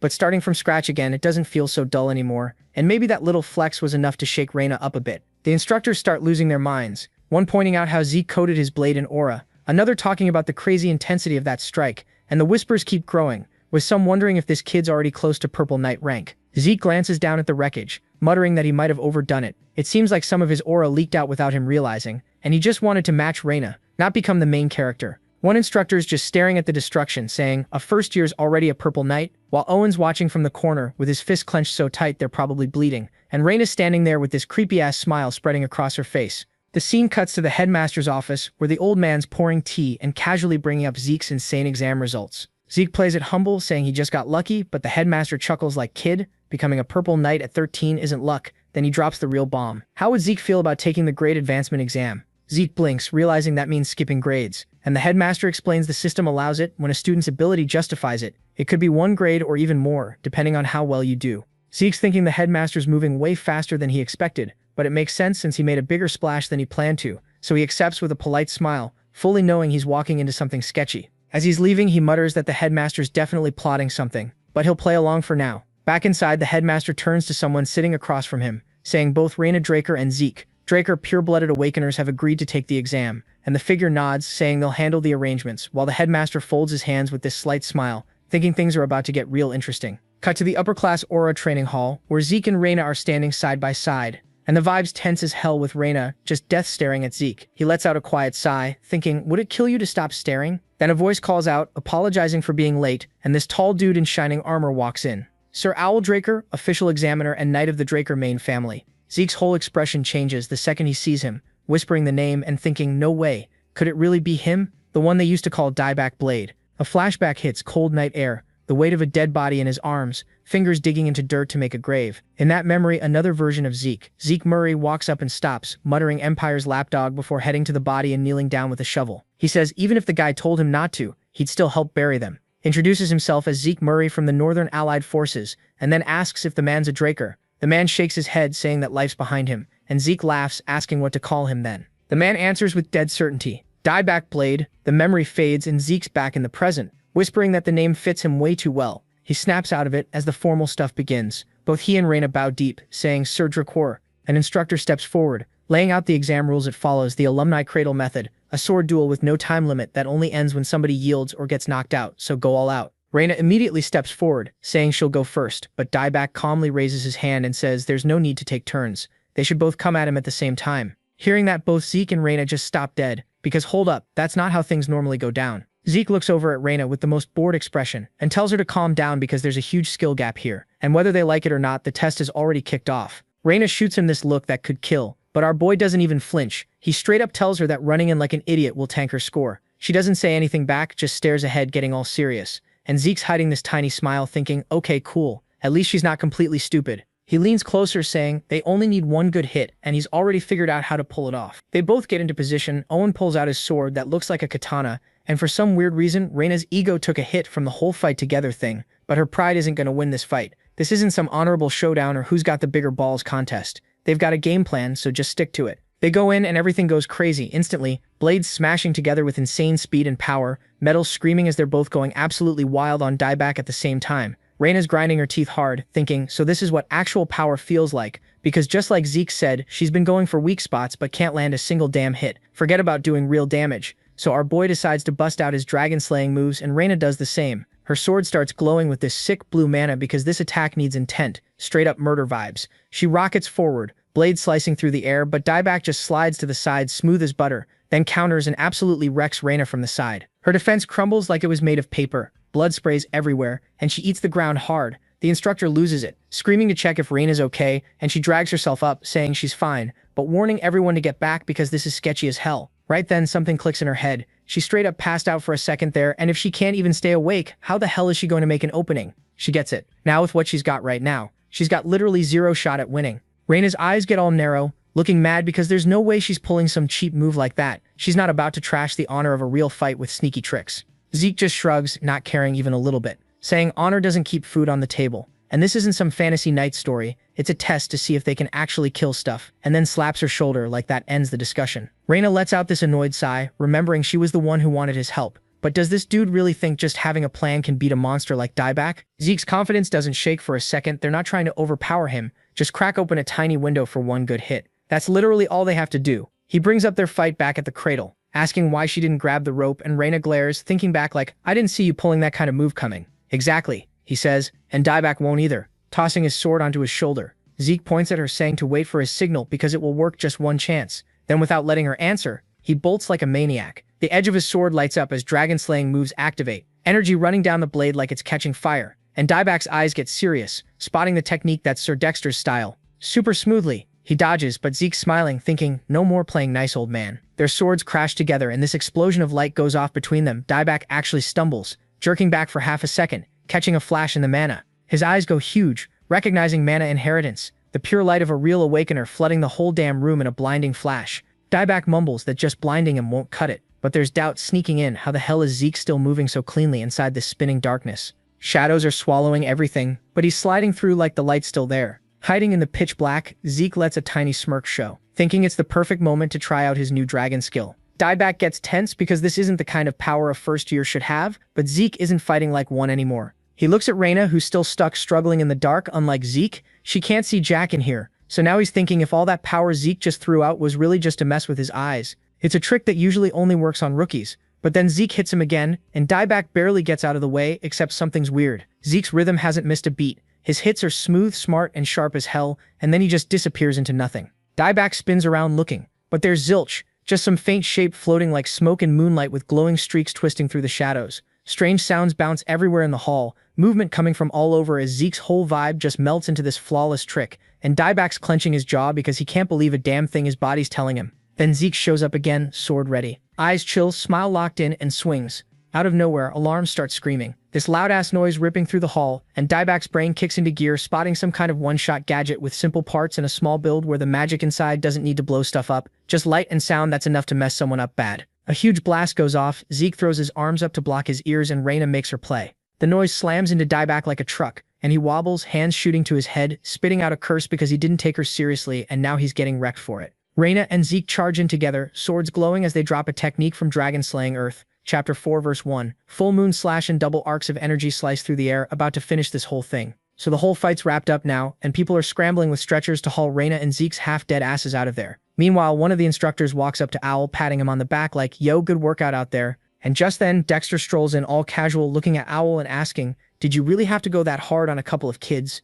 Owl immediately drops into this formal bow, greeting the drunk Duke, all proper and respectful. But you know, Dexter man gives zero fucks about formalities. He just slaps a hand on Owl's shoulder and asks him straight up, so how was my disciple? And I swear the look on Owl's face is priceless. Bro's having a whole existential crisis. His mind's racing back to that moment when Zeke literally yeeted his own sword just to block Owl's attack. He's thinking, this kid definitely could have counterattacked. He had the opening, he had the skill, so why didn't he? Then it hits Owl. This little monster was probably only showing techniques he thought were adequate for the fight, like our boy was out here holding back. So Owl gets all serious, looks the drunk Duke dead in the eye and says, that boy is far beyond my capacity to evaluate. Cut to the advancement meeting where the dean's asking all the teachers what they think about promoting Zeke and Reina. And after watching our boy's performance, everyone's voting yes without hesitation. As a result, Reina jumps to 3rd grade, and Zeke skips straight to 5th grade. Now Zeke's already pulled off one crazy stunt after another, so he decides, you know what? Let me chill for a bit and not get on everyone's nerves. During this peaceful era, he learns all the Gale arts from the Dexter, and maintains a solid friendship with Four Eyes, but eventually Bro's just too damn good for this place.